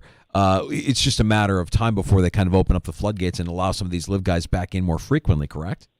Yeah. So for your first part, I understand, that you got to kind of give the media their due, and, they're there to kind of ask the questions, and it's kind of part of the job. But in that magnitude of a moment he was up 2 strokes before to play right. He really just he had it in his hands, let it slip away. I couldn't imagine the frustration and probably the anger once it ended that he was going through. So maybe he felt at that time it wasn't the best to answer questions because it might have kind of hurt him in a sense of how he answered those questions. I'm sure, obviously, this coming up week, or I don't know if he's playing this week, but I'm sure the first press conference he has, it's going to be all about last week. So he'll have to eventually answer those questions. So that's why I don't really have too much of an issue with him leaving there in that moment. But as far as the landscape of golf, something has to happen because we just it's become must-watch television. I'm sure you guys can agree. When they're all together, they're playing in these majors, it's just incredible golf. They have to figure out a way somehow to merge these guys more. Maybe it can expand to, the Players' Championship, the Memorial, different events to where they're not just stuck on 4 events a year where you get everybody together. One day I hope they're all back together, but I don't know how that happens with all the money they paid out to these guys to lead the PGA Tour. How's your golf? How's your golf game, Mike? You out there a lot? I try to. It's tough with a little one. My wife works on the weekends because she has her own salon, so she does hair on the weekends. So I'm a Sunday golfer. I wish I could play more. If I could, I feel like I could be a lot better. But for how little I play, I feel I can be a very competitive golfer. I see that. Me and Mike park our cars in the same garage. I think the same thing, man. Like, I want to love golf, but I know I can't get out there enough for me to love it and to really work out any kinks in my swing or in my game. We take for granted just how challenging it is and how mental this game is for these guys that go out there and do what they do every weekend. It's a remarkable feat. Oh, it's incredible. Yeah. And it's time. If you had the time to go 5-6 times a week, chip, putt, hit balls off the tee, just go to the range, your game can change immensely as just, your average hometown golfer, right? And the work that these guys put in. And that's kind of, to go back to your question, that's why I feel like Rory not answering questions. The amount of work he's put in to be as great as he has and to put himself in the position to win this weekend, I didn't really have a problem with him walking off the course. We were having this debate last hour before he came on, Mike, as far as the toughest thing in sports from a mental standpoint. And is it hockey goaltender, like in the case of Bobrovsky or whoever, or is it your PGA pro who is out there kind of on an island, everybody kind of watching you, and you're performing without a teammate? What would you say is more difficult? I've always said I think the most difficult thing in sports is to hit a baseball. Same. With the way guys pitch today, with all the junk and then the fastballs. Everybody seems to be throwing 100+ these days. Hitting a baseball to me has got to be the hardest single thing to do in any sport.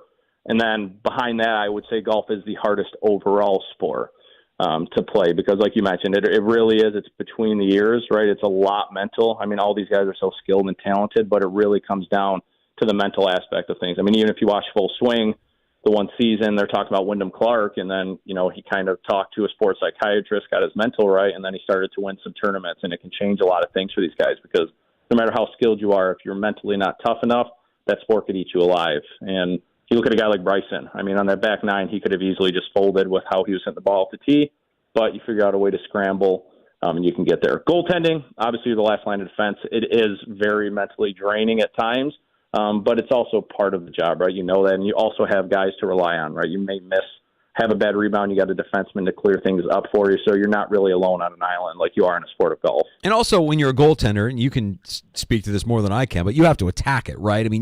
You're attacking it, you're attacking it, you're attacking it. I just think to myself, to go back to your point about hitting a baseball, like if Paul Skeens is throwing at me, I don't know that I'm attacking that. I don't know how to attack that. That's intimidating.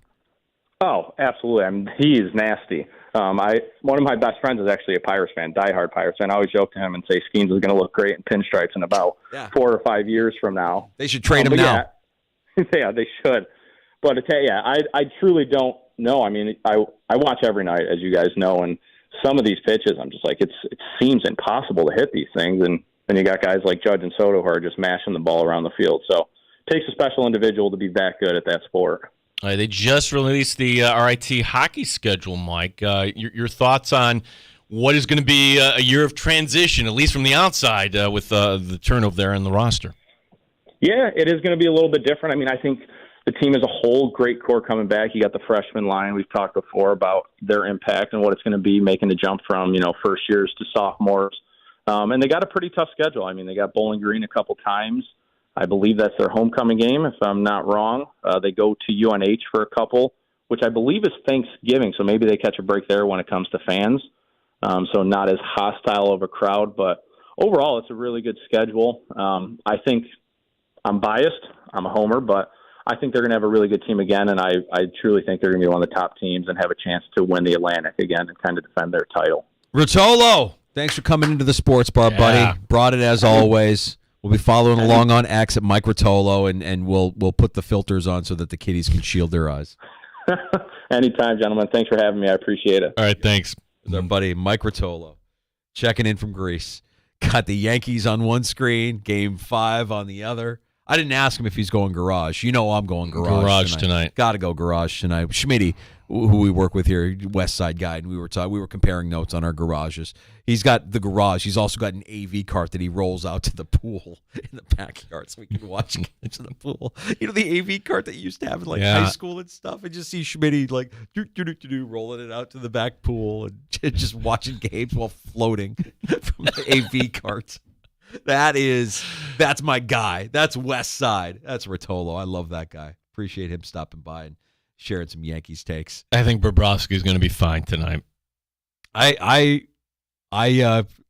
took the Panthers on the puck line. I think Bobrovsky's going to be fine. I think that Edmonton's going to have to pull Skinner early, and I think Florida's going to put it away. And I don't think it's going to be particularly close when you get to the third period. It's a little strange that the Cup Finals after the NBA final. It's like it does feel a little bit weird. Like there's going to be there's no break if you're not familiar. Next week we've got the NBA draft, the NHL draft, NHL free agency in how many days? 12? Yeah. 13? No rest. Yeah. Last night I just because we brought up Paul Skeens, I tried again last night, Gino. Fever were playing. They were playing the Sky. I'm like, oh, this is that rivalry. This is Caitlin Clark against the girl from Chicago. Well, that was the other night, right? Yeah, Sunday. Well, maybe they were replaying. They were replaying. Maybe that was the game that whatever she got bopped in the head. Like I said, I always when I see it, I'm like, wow, it's good. It's more accessible than it's ever been. But and who's the girl from Chicago again? Angel Reese. Angel Reese. That's right. Yeah.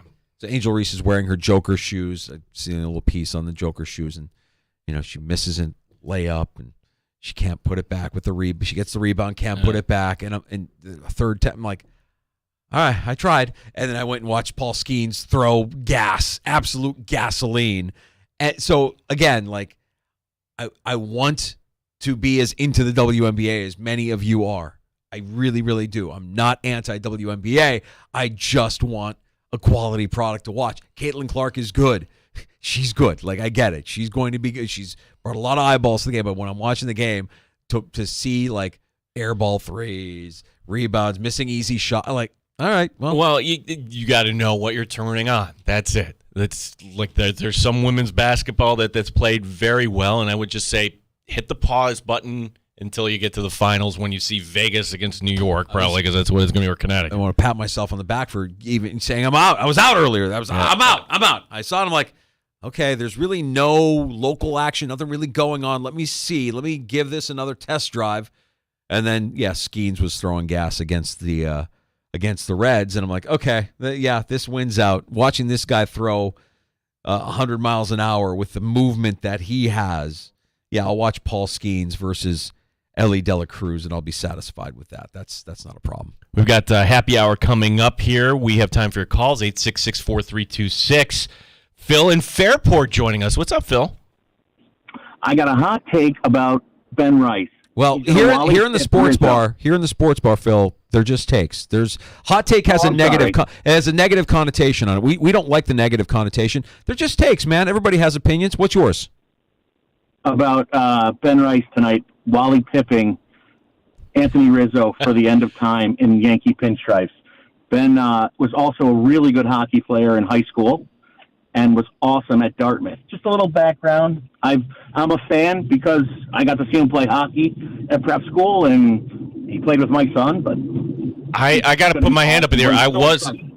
Phil, I wasn't familiar with him until I went last week. I'm like, who is this guy batting cleanup? And then you just see, like, okay, this guy looks like a major leaguer, and if they're putting him behind Dominguez, like, that's telling me that they're doing that to get Dominguez better pitches. So I was just kind of curious when they would get the call. But I think you're right. Like, Rizzo, all right, he's at the end. It's been over a decade he's been in the majors here. So, that's an interesting take, a Wally Pip. Thank you very much, Phil, for the call.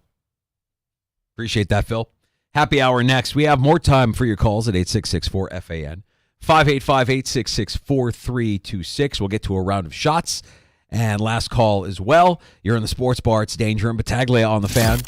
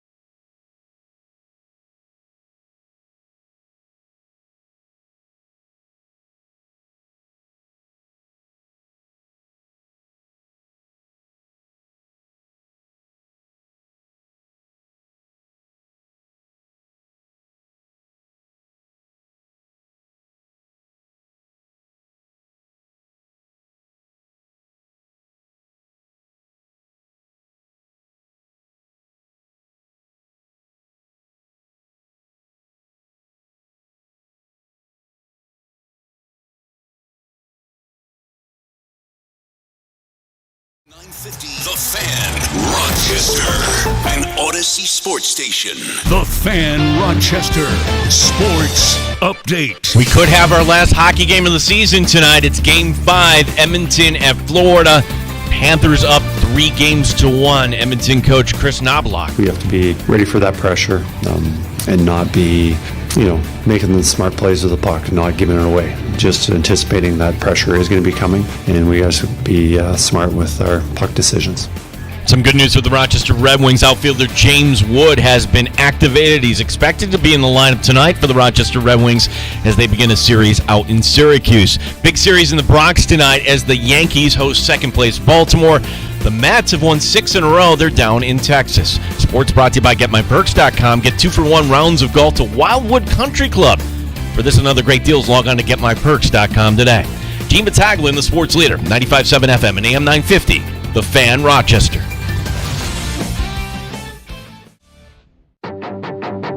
The Sports Bar with Danger and Battaglia. Once again, the Boston Celtics stand alone for all time.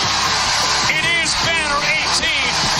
The mission to Mandan is mission accomplished. This series was so predictable. Everything about it was predictable. Jason Tatum is a beast. Jaylen Brown is a Finals MVP. Al Horford, he's finally a champ. Chris Porzingis told ESPN that he's going to need off-season surgery. The Hawks are not planning on trading the number 1 pick in the draft. Brandon Ayuk opened some eyes with this post to Instagram, referencing the 49ers apparently not wanting him back. Mike Danger. Not Leo Shuffle, Lido Shuffle. Gene Battaglia. Leo. On the ice, the Stanley Cup Final resumes tonight in Florida with Game 5. The Florida Panthers. Edmonton running Florida right out of the building. Garrett Cole is set to make his season debut for the Yankees tomorrow. It really hit me. I didn't know it was coming back that far. The Mets win. Put it in the books. They are 6-0 since McDonald's mascot Grimace threw out the first pitch at Citi Field. Grimace. 95.7 FM and AM 950 The Fan, Rochester. We welcome you into Happy Hour in the Sports Bar, and a special shout out to long-suffering Boston fans who had to wait a whole 1,962 days since their last championship in the 4 major sports I don't even remember that. That was so long ago. Mm-hmm. Yeah, you have to go all the way back to the Patriots beating the LA Rams in the Super Bowl for the last Boston championship. It's over. The Celtics are your champs. So a whole 5 years, 4 months, and 14 days after that Tom Brady Super Bowl win against the Rams, Boston has another championship. Put you on the spot with this question because I think from the outside, we look at the Celtic team, but they're not celebrated. This was a boring final, but we had other boring finals like Golden State, for instance. There were a few years there was one great final against Cleveland. Other ones, they swept them, just stomped them. What is it? Like, why aren't we celebrating this Boston team? Is it the fact that, wow, the path you took there, you didn't deal with Jimmy Butler, and you didn't deal with Embiid, and you didn't deal with Antetokounmpo? Are we downgrading the Boston Celtics? Because to me, that looks like a great team. They look like a really, really dangerous team for years to come. I just look at Tatum. I look at Brown.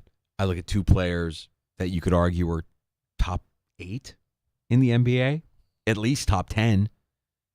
In the prime of their careers, they're going to win more than just one, I would imagine. They've done an unbelievable job building the roster, building depth.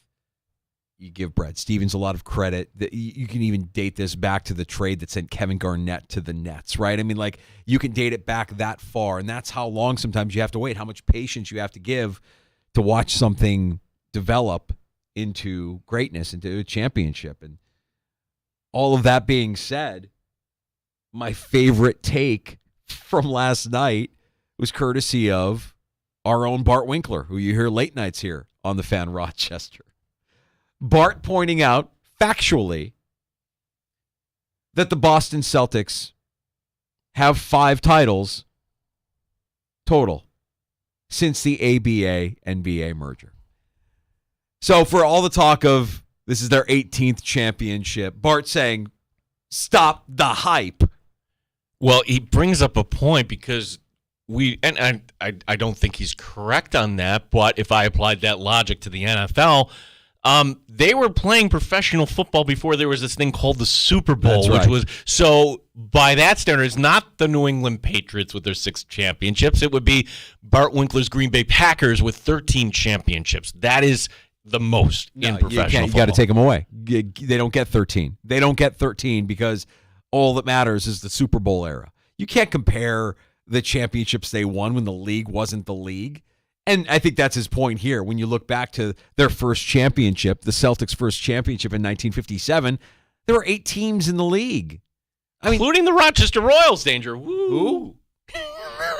What are you saying? Yes. We had a basketball team? Actually, 57? No, it's earlier than that. Oh, it was earlier than 57. Yeah, when was the Boston Celtics first championship? 57. Really? 57. Oh, wow. 1957. And you had 8 or 9 teams in the league 9 times through the 1966 season. And at that point, you'd won 1, 2, 3, 4, 5, 6, 7, 8, 9. Half of your championships 9 times. At a time when the league consisted of 8 or 9 teams. You have the ABA-NBA merger. In 1981, you win the chip with 23 teams in the league. In 84, you win it again with 23 teams. In 86, you win it when the league had 23 teams. And then expansion happens, and you have 2 titles now in 2008 and 2024, where there have been 30 teams in the league. The Celtics have 5 titles. Congratulations, Boston fan, on your 5 championships. Okay, so like 1957. I have proof here, Danger. We had 8 teams, all right? We had the Boston Celtics. We had the Syracuse Nationals. Not to be confused with the Washington Nationals or the Syracuse Orange, the Syracuse Nationals. The Philadelphia Warriors.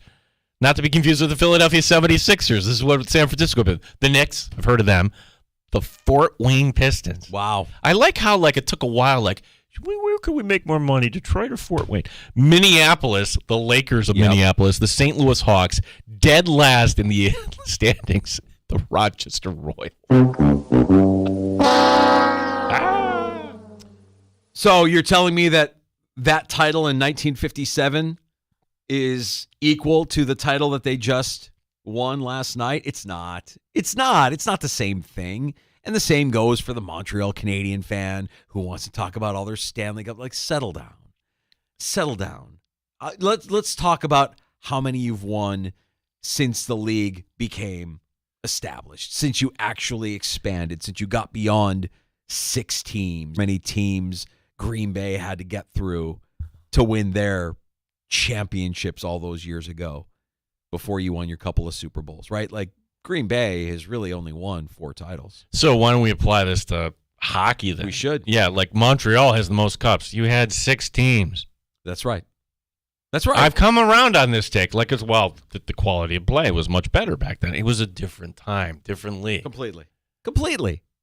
You mean to tell me that in 1957, when the Celtics got their first title and had to beat up on the Rochester Royals in order to get there through the course of a season, that's the same as Boston having to take on the Miami Heat and Jimmy Butler or Giannis or the Knicks or Joel Embiid? Get out of here. I will say this, Mike Danger, for being the worst team in the league, the Rochester Royals beat the Celtics 3 times in 1957. Wow. They played 9 times overall. How many? 9. 9 6 times. and 3. Boston. They owned them. That's right. Stay down, Boston. You may have the title. We took care of you during the regular season. We get a banner for the regular season, beating the eventual champs.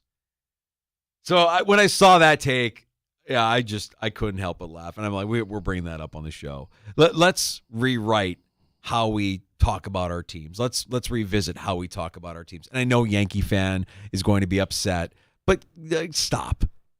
You can't compare all those titles. Do we talk about 2 titles for the Buffalo Bills? Absolutely not. That's absolutely realistic. The AFL. Okay, that was do you see an AFL championship banner at this? I don't. That makes sense to me. That's realistic. That makes sense to me. That's crazy talk. But we love to do it in baseball and in basketball. The game is exactly the same. They haven't changed it a bit. The league, completely the same. The competition, yeah, everything's cool. Stop it. I don't want to do the exercise, and I really don't want to piss off Yankee fan, but how many titles do you really have? Ooh. How many do you really have? In the modern day era, how many do you really have? Like, at what point did this... Major League Baseball, I would say, what, mid-70s? Yeah. Right? You had a couple of expansion teams. Yeah, when you had Toronto and Seattle come in, that puts you at 26 and 77. Okay. So the Yankees also won in 77. So you have 77, 78, 2000, 99, 2000. Yeah, you have 5. Congratulations. Or 6. 6 with it. Which is, hey, good for you. You have 6. You don't have 26. You have 6. And that's better than a lot of teams. Ask any Bills fan. Would you take 1? I would take 1. I'm saying this as a Bears fan. I'll take my 1 Super Bowl, and I'll say we have 1. I don't want to talk about the game when George Halas was a player/coach. It's not the same game anymore. It wasn't the same league. So I'll take my 1 Super Bowl and say, yeah, we got a championship. We got a champion. I hope you're sitting down, Bear fan, talking about 1985 again. It would have been different, Danger, had the Green Bay Packers not been the Green Bay Packers, but the majority of the titles were in New York with the football Giants. We would still be talking about the New York Giants being the most decorated franchise. It's like Green Bay is like, oh, yeah, this dusty relic from way back when. Yeah. Oh, they won all these championships before Vince Lombardi and the... So can we make this a new sports bar rule? We're only talking about championships from the modern day era. You know, in the NFL, it's the Super Bowl era. It's post-expansion everywhere else. It's post-merger everywhere else, including the NHL. Get out of here, Montreal fan. Oh, congratulations on winning a league with 5 other teams. Get out. You can reach out to us on Elon's Twitter. That's X at the Fan Rochester. Oh, good. Chris from South Central Kentucky. My BSE criteria might be different than yours, but I have a couple that I've had for years. Stop. I had somebody text me, like, what's this BSC? It's like, no, BSE. What does BSE stand for? Best shirt ever. Now, Chris, I'm going to stop you mid-tweet because you say you have a couple, and that doesn't count. No, you have 1. It's not the best shirts ever. It's the best shirt ever. The BSE. And I'm bringing it up because I am wearing it today. This is my Father's Day gift from my younger daughter, Alexa, who knows her old man. Looking forward to the Bear next week. Gene, I know you've added it to the list. I've got it on the list. She found the obscure original birth of Chicagoland shirt. And if you know, you know. And this will be the best shirt ever. What qualifies as the best shirt ever? Think about it like this. If somebody were to see this shirt on the rack at a Goodwill and squeal and delight and run to the register because they know they just found something exquisite, that's BSE material. I am disappointed because I thought you already had one. It was the Masterstroke special overseas delivery of the Peterman jersey. Peterman Bears number 2. Wrong number. Yeah. But very rare. Yeah, very rare, but just, I mean, I wore it a couple of times. It didn't get the wear that a BSE normally would get. Maybe I would have wore it more if it was the right number. Just, but like, I just was waiting for somebody to be like, it's not even the right number. I'm like, yeah, blame Masterstroke.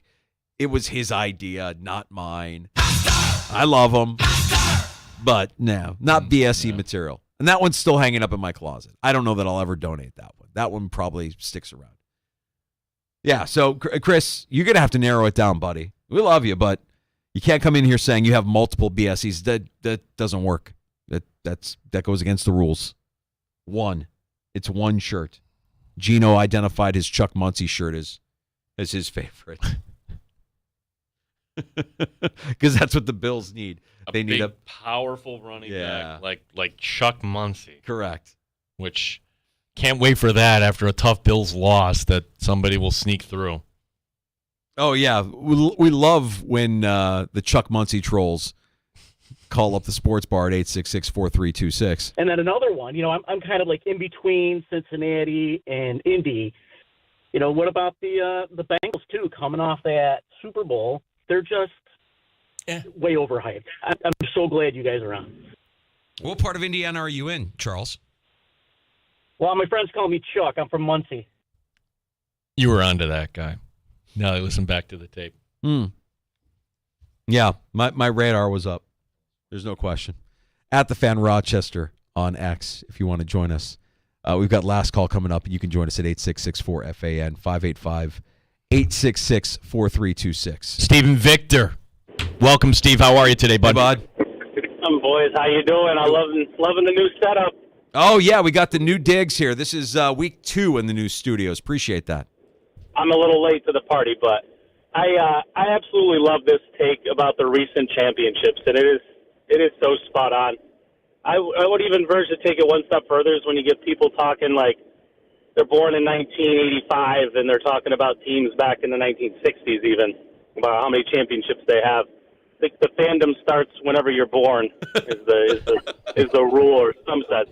You get the Yankees fans like, I got all these championships, and these kids weren't even born before Jeter was making championships. That's right. Doesn't make any difference. Yeah. I love the take. It's so spot on. Thanks, man. Appreciate that, Steve. Yeah, that's courtey of our buddy Bart Winkler. When he dropped that last night, I lost it. I'm like, God, he's so right. Well, at first you're like, oh, come on. You're the bitter Milwaukee guy, angry that Boston won, and you're... Wait a second. We do this for the NBA, but why don't we do this for football? We have to. But we don't. We have to. Moving forward, we do. We're only talking about championships from the Super Bowl era. Get out of here, Green Bay. Well, no, I think that's what we do, though. I don't think hey, who has the most championships or Super Bowl titles? Oh, it's New England. Yes. We give New England the title. Yep. So what Bart is saying here essentially is your 8-team NBA, get out of here with that. Yeah. And why do we do that with baseball when we had 8 teams in the American League and 8 teams in the National League? Right. Blow it up. We're not having that conversation anymore. We're only talking about modern day stuff here.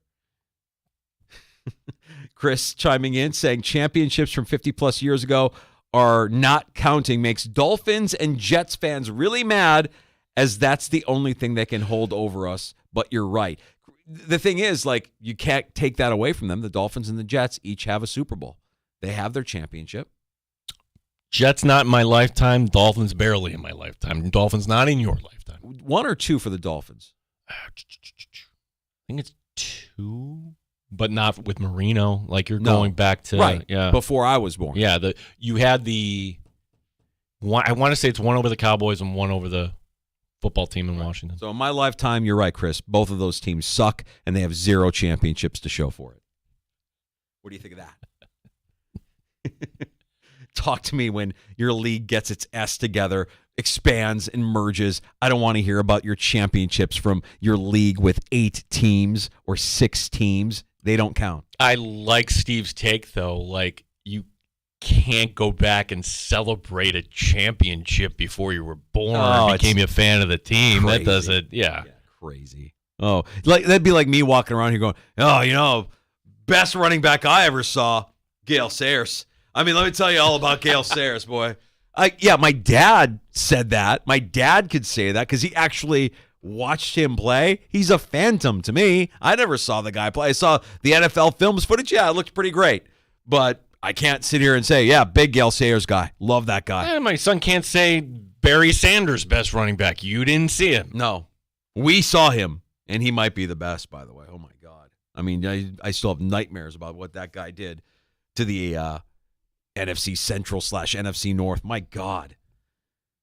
So yeah, get your leagues together, and then when you get your leagues in order and you have expanded and now we can talk about your titles. Congrats, Celtics fans, on your 5th NBA title.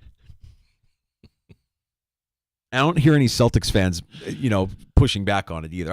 I've talked to a couple of them today, and they're not pushing back on it. They're like, yep, that actually kind of makes sense. And especially when you apply it to the NHL, which, by the way, tonight we could have another first-time Stanley Cup winner. Yeah, isn't this great? All these Sun Belt places that are winning cups before Buffalo even gets to a final. I would like to just see a team represent the Eastern Conference that doesn't reside in the state of Florida. Can we see that again anytime soon? Who would have been the last one? It was Boston. Yes. Okay. Yeah, but it's been Tampa and Florida ever since, and it's like, come on, can we get something else? I get it. There's no taxes. Nice place to live, especially this time of year. If you're a hockey guy and you're used to being up north of the border, you're Canadian. Yeah, you want to be down there. The Panthers probably get it done tonight. I think they follow suit with what Boston did. Little gentleman's sweep. It was cute that you guys showed up the way you did. A little footnote to a side story that's been percolating underneath the surface of this series.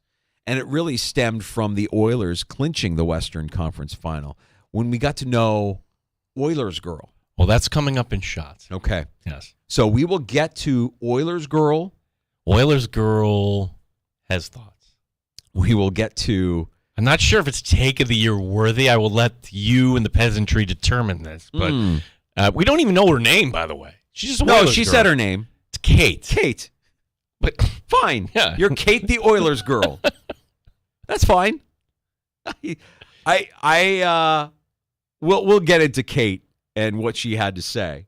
And if you're unfamiliar or you don't scroll through X, I mean, they've really loosened the restrictions on Elon's Twitter, haven't they? Are you kidding me? Things you didn't... Whoa! Whoa! Really, Hey! Whoa! Really loosen the... Yeah. And you could always tell which one of your friends is the biggest dirtbag by who will send you that first. Like, all right, I know who I got on my list. And I always know when I mention this danger, like, did you see it? Well, what are we talking? Oh, yeah. Like, you knew what it was. I saw it. When I saw it, it took me a second. I didn't know what you're talking about, but I'm like, oh yeah, I know what that is. And I want to thank my dirtbag friend Joe for Dirtbag Joe.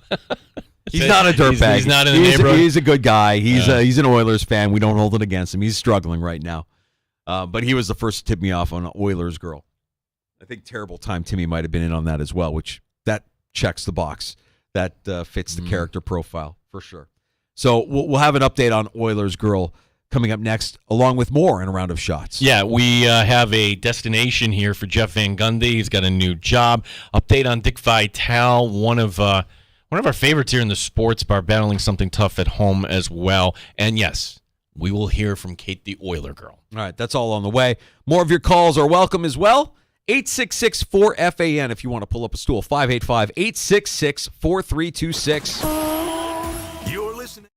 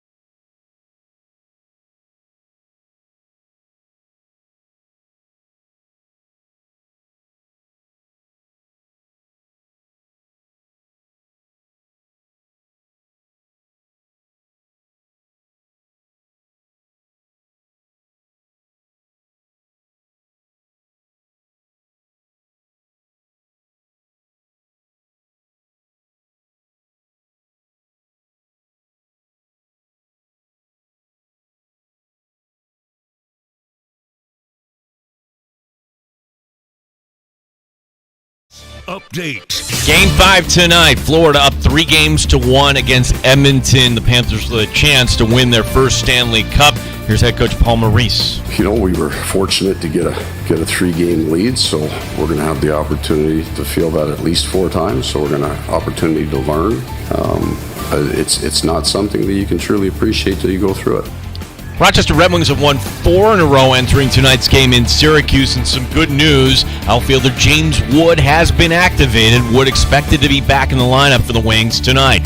Big series in the Bronx beginning tonight. It's the Yankees hosting Baltimore. The Mets are down in Texas. Sport brought to you by GetMyPerks.com. Get 2-for-1 rounds of golf to Wildwood Country Club.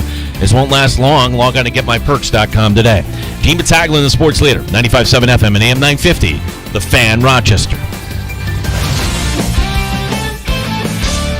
Rochester's home for live sports and the best sports talk anywhere. The Sports Leader, 95.7 FM and AM 950. The Fan, Rochester. Just play with composure. You know, there's going to be a lot of excitement in the building, and they'll obviously want to come out with a big statement. Period, right from the start, just because of the way their Game 4 went and them just playing back to their identity. There's Oilers head coach Chris Knobloch in advance of tonight's Game 5 at Sunrise. Yes, it could come down to just something very simple here. Can Sergei Bobrovsky bounce back? He was great games 1, 2, and 3. Game 4, chased for 5 goals on 16 shots. That's a stark contrast to the .953 save percentage he had again earlier this series. Florida minus a goal and a half on the puck line. Panthers 8-3 at home on ice this season on home ice. Coverage beginning at 8 o'clock. I like the Panthers minus a goal and a half. I think they even if it's close, they get that 1-goal lead. You're going to force pressure on the Oilers. Well, then you get another goal and you're pulling your goalie and you're doing wacky stuff. That's right. Yeah, Third period could be out of control. I just like the Panthers a lot tonight. Nikolai Jokic wants to know, in Boston, when is parade? No. When is parade? When is no.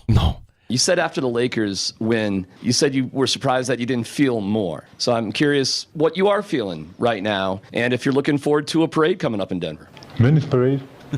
When is parade? Thursday. No. I need to go home. Okay. You didn't hear any Boston Celtic players say I need to go home or sigh with exasperation after winning a title last night. The Celtic parade is going to be Friday. Friday also is Boston's still going to be in this heat wave we're experiencing right now. Temperatures will be in the 90s. The duck boats will be going through town. But are they partying in Boston tonight? No, the Celtics are not. The team chartering a plane to Miami. It took off today at noon. They'll be back in town on Friday. Oh, why would you go to Miami? Like, what exactly is there in Miami that you would do if you're a Boston Celtic who just won a championship? Hey, everybody, welcome to Sundowners down on South Beach now, right next door to the Clevelander. We've got 25-cent wings every Wednesday.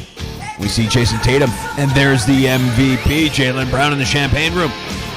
Say hi to Peaches on stage 4. What was the place in Atlanta Lou Williams liked to go where they named Lou Will Wings and Diamond Girl or something? Like, do they or... stop through Atlanta on the way back? Like, wait, the Celtics are here. Ladies and gentlemen. I'm sure they could probably find some adult entertainment if they're looking for it in South Beach. Yeah, probably. According to Adrian Wojnarowski of ESPN, Jeff Van Gundy has signed a deal to become the lead assistant with the LA Clippers. He joins the staff of head coach Tyronn Lue. Van Gundy and Lue have been friends since they both worked together for USA Basketball several years ago. Of course, Van Gundy is one of us. He's a grad of Brockport High, grad of Nazareth. He's 62, and this will be his first NBA coaching job since 2007. Wow. It's weird to think that he was being an analyst on TV for that long before he got back into it. Yeah, and I subscribe to the theory that he was critically officiating. They told him to tone it down. Yeah. Okay, then you're not back. Yeah. So, you know what? He's not ready to retire. So, you know what's going to happen here. The Clippers will get a little bit better. Van Gundy will be one of the names. And Stan's younger, correct? I'd have to look that up. I think Stan is younger than Jeff. If that's the case. I mean, like, And what has he been up to? I've lost track of Stan Van Gundy. Stan is 64, so he's older. No kidding. And he went on which podcast? I want to give it correctly. The guy Lebertard's podcast. His wife passed, and he gave the reason why. It took her own life. Oh my God. Yeah. So Stan, that's why Stan you haven't heard from in that's a few terrible. years. Yeah. Oh, I hate that.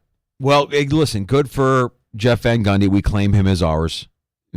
we've got this long resume, and there's plenty of people in our community who attach themselves to Jeff Van Gundy with pride.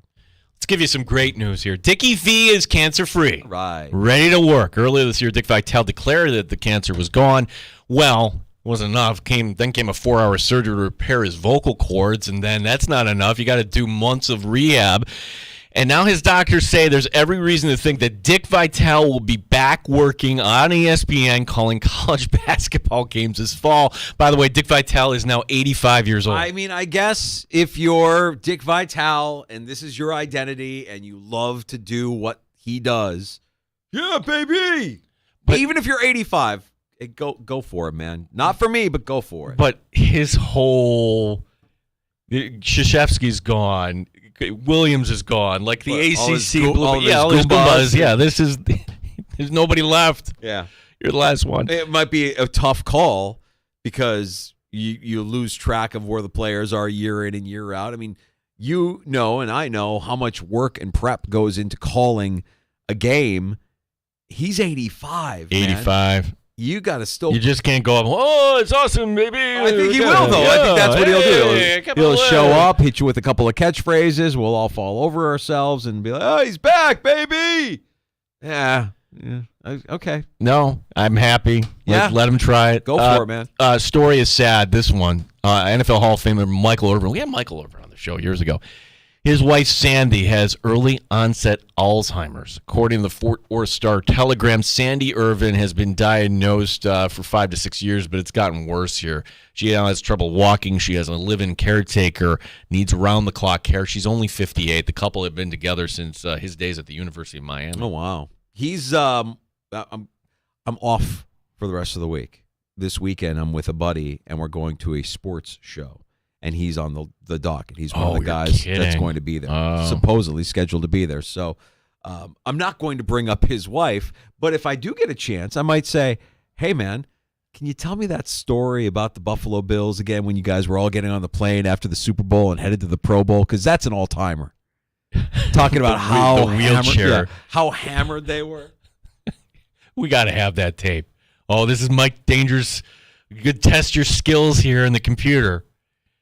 Michael Irvin joining us years ago talking about this is like a time when right after the Super Bowl, the following week was the Pro Bowl, and players from both teams who were in the Super Bowl didn't go back to their cities. They literally got on the plane right from there to Honolulu. So can you imagine a plane carrying the victorious Pro Bowlers from the Cowboys and those Buffalo Bills that had just lost? I'm going to need a little time to find that one. But when I find it, it'll be worth it. It is one of the best stories ever. Yeah, I'll need a little time on that one. Some Yankee notes here as they begin the big series tonight against the Orioles. Aaron Boone is not going to be managing. It'll be bench coach Brad Ausmus calling the shots.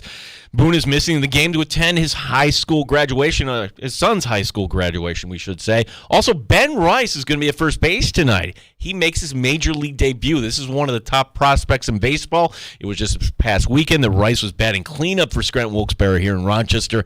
Rice is in for Anthony Rizzo. Rizzo out 4 to 6 weeks after suffering a fracture in his arm in a collision in Boston Sunday night. New York is only up a game and a half on the O's. Be advised, it's a TBS game tonight. Albert Suarez for Baltimore going against Nestor Cortez of New York. I like it. Can't wait. And let's see what happens with this Rice kid. Yeah. But who knows? Like as we had Steve earlier saying, maybe it's Wally Pipp. Maybe he goes in. Finally, back to the Edmonton Oilers, where one of the more famous fans has spoken. You just know her as Oilers Girl. Now, we don't know her full name, but she goes by Kate. And for those not familiar, I understand we have all sorts of audiences listening here. She showed great technique and form in flashing a crowd earlier this playoff season. Now she has a message for us. But I just wanted to say, you could be the most perfect godly person in the world. You could save kittens from a river if they were drowning. Someone's still gonna hate you. So you know what? At the end of the day, I got drunk and whipped my out at an Oilers game and they went viral. You if you don't like it. Woo! Go Oilers! All right, Danger, I present to you Kate. Last name unknown. Is that take of the year worthy? I think so. Yeah. So I flash my. Can we get a verdict from you? Can we get a verdict? Can I? This is fantastic. But I just wanted to say, you could be the most perfect, godly person in the world. You could save kittens from a river if they were drowning. Someone's still gonna hate you. So you know what? At the end of the day, I got drunk and whipped my out at an Oilers game and they went viral. You if you don't like it. Woo! Go Oilers! I mean, who amongst us hasn't? And when you hear that, don't you just think Oilers in 7? Oilers in 7. Go Oil! I'm questioning every bet I've made. Yeah, I am big oil. Questioning all of it after hearing Kate. You have that kind of confidence? So I got drunk and just whipped him out. F you. If you don't like it, too bad. That is, I mean, I'm not sure if she's married. I don't know if she's single, but that's marriage material right there. That's the one you bring home to mom and dad. All class. All class. That's all you need to say. Who is this? My girlfriend, Kate. Don't, whatever you do, don't Google her. Don't. Dad, please. I had to, because Dan DeLorean had to put those bleeps in himself. Uh-huh. And I don't want Dan DeLorean going to HR. I'm like, Dan, can you take this piece of audio, make sure we can play this for you, bud? Well, you're on the cutting edge, man. I mean, I had Dan find me the audio of our new addition to the third person club of professional athletes. And that would be former Charger running back, current Commanders running back, Austin Eckler, who dropped this nugget on Kay Adams today. What was the conversation with Jim and company? How could you possibly be a misalignment when you can do everything? Well, I think you can kind of see kind of how they've been building the team so far this offseason. Went out and drafted, a tackle first round, brought in some bigger backs over from Baltimore. And so it's like, hey, they want a guy they can hand the ball off to 300 times a year. And look, I haven't had that capacity to do that. That's not my game. That's not how Austin Eckler is going to be the best on the field. So there was the misalignment there, which no harm, no foul. I'll go find somewhere else where I can, add value, where Austin can be the best version of myself out there. No. Ugh. On top of that, it's a terrible football take. You do whatever the team asks you to. You're the first skill player. No, I don't want more touches. Right. Like what? Okay, so you don't love playing football. That's basically what you're telling me? What running back has ever complained about getting too many carries? This guy sucks. You're soft. I'm not drafting you in fantasy. You let me down last year. J.K. Dobbins to the moon, Gino. Austin Eckler, get out of here. Fade Washington. Ugh. Defensive head coach. Fade that offense. My theory is he went third person because of his company. He went third person because he's chatting with Kay Adams. Kay is attractive. And Austin Eckler, you got to puff out your chest a little bit more. Austin Eckler going third person on Austin Eckler because Austin Eckler is talking to Kay Adams. Would we ever have a Buffalo Bill going third person? Man, I hope not. I hope not. I hope so. Not. Yeah. I mean, if it were to happen, my bet would be, don't hate me for saying this, if it were to happen, my bet would be on Keon Coleman. But only because he's young, only because he's a rookie, only because he may still be uninitiated. But I have to imagine you got to have somebody in your ear day one saying, all right, whatever you do, you're not Ricky Henderson. You can't go Ricky Henderson. Ricky Henderson is the king of the third person club. It's his brand. But he earned it. He earned it. He was the best. He earned it. And I think he knew what he was doing, too. I think he said it in a way where it's like, yeah, I know I'm going third person. That's how brass my cojones are. You're Austin Eckler, man. Get out of here with the going third person with Kay Adams. And like that at all. All right, so I want to take a break so we can come back. I'm going to try and find the Michael Irvin story from the Super Bowl era. We'll look for that. We have last call. You can join us as well. 866-4326 is our phone number. 585-866-4FAN. You're listening to the Sports Bar with Danger and Battaglia.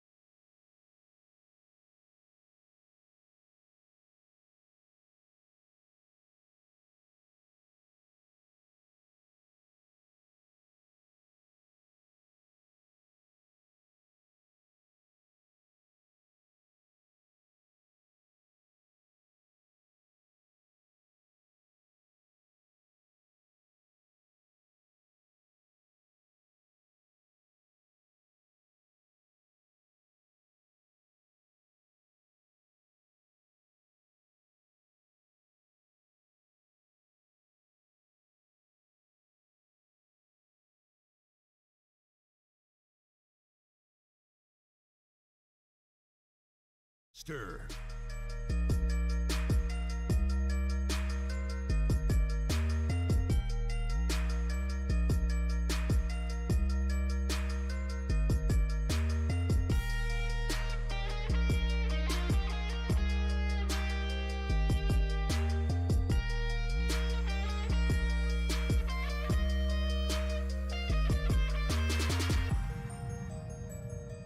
All right, so I have the full Michael Irvin interview, but we've had him on more than once, have we not? Or we only had him on just the one time. So I have the full interview, but I can't play the full interview. I've got to isolate the actual I want to story. say it's toward the end of the interview. It's where he's got to get in a story. Right. Let me see here. New studio, new digs. Trying to work it all out here. Let me see if I've got it here. Hang on. I was so funny. I was just with DT and Cornelius and all the guys and Leonard, all the guys up at Jim Kelly's event last weekend. We were just up there hanging out. We were talking about all of that stuff, man. We had some great times in those Super Bowls. I'll tell you this one story. We had heard about the incredible parties they have as a team. At Jim Kelly's house and all of that stuff. And, man, he talked about how they go over. It's not so much to do in Buffalo, and the team would always go together and hang out over there and drink and have a good time. You would hear stories you didn't know about it. Now, after one of those Super Bowls, we were leaving, and I don't know, it was one where right after you had to leave and go to the Pro Bowl. So we were all on the same flight. We were on the same flights, all of us flying over to Hawaii for the Pro Bowl. Dude, let me tell you something, dude. We're waiting, and we're waiting. And then we look up, they open the door, and here comes, in the wheelchair, Darryl Terry. In the wheelchair on the plane, because he could not walk on that plane by himself. I'm like, oh, my God. Oh, my God. I had to wheel him on. I said, immediately when I saw him in the wheelchair, I flashed back to the game. I said, oh, my God, did he get hurt in the game? I said, no, I don't remember him getting hurt in the game. Oh, no, he got hurt in the bottle. Okay, it was the bottle, not the game that hurt him. That's why he did that wheelchair. But we got over to Hawaii. We all had a good time. He sobered up and came by the pool, and we started back up, and we had a good time. Yeah, I love that, man. That's Michael Irvin. Man, I'm sorry to hear about his wife. That's terrible news. What an unbelievable story, though. We had him on. He's like, yeah, let me tell you about the time we partied after a Super Bowl. Went right to the Pro Bowl, and Tally got so ripped they had to wheel him into the plane. The wheelchair. Oh, it was the bottle. It wasn't the game. It was the bottle. The bottle took him out. It wasn't the game. It was the bottle. I love that story. If I see him, I got to bring that up. I mean, you shared that story with us on the air. That was a good one. That's Michael Irvin, the playmaker. Say what you will. That guy is he's an entertaining cat. Yeah, and we were talking about earlier, or at least had Alzheimer's for his wife. So, battling stuff at home. The Panthers get it done tonight? They do. I think this is one that has the looks of they get up. Edmonton has to start doing some things they're not comfortable with. So hoping for a good game tonight, hoping for the stake that we just keep the season going. And look, if it ends up being Florida, you know what to do tonight following the game. Boo Gary Bettman. Mm-hmm. Nashville, you have been awesome. Music City is clearly a hockey city. How about congratulating your Predators and the Penguins on a great Stanley Cup final?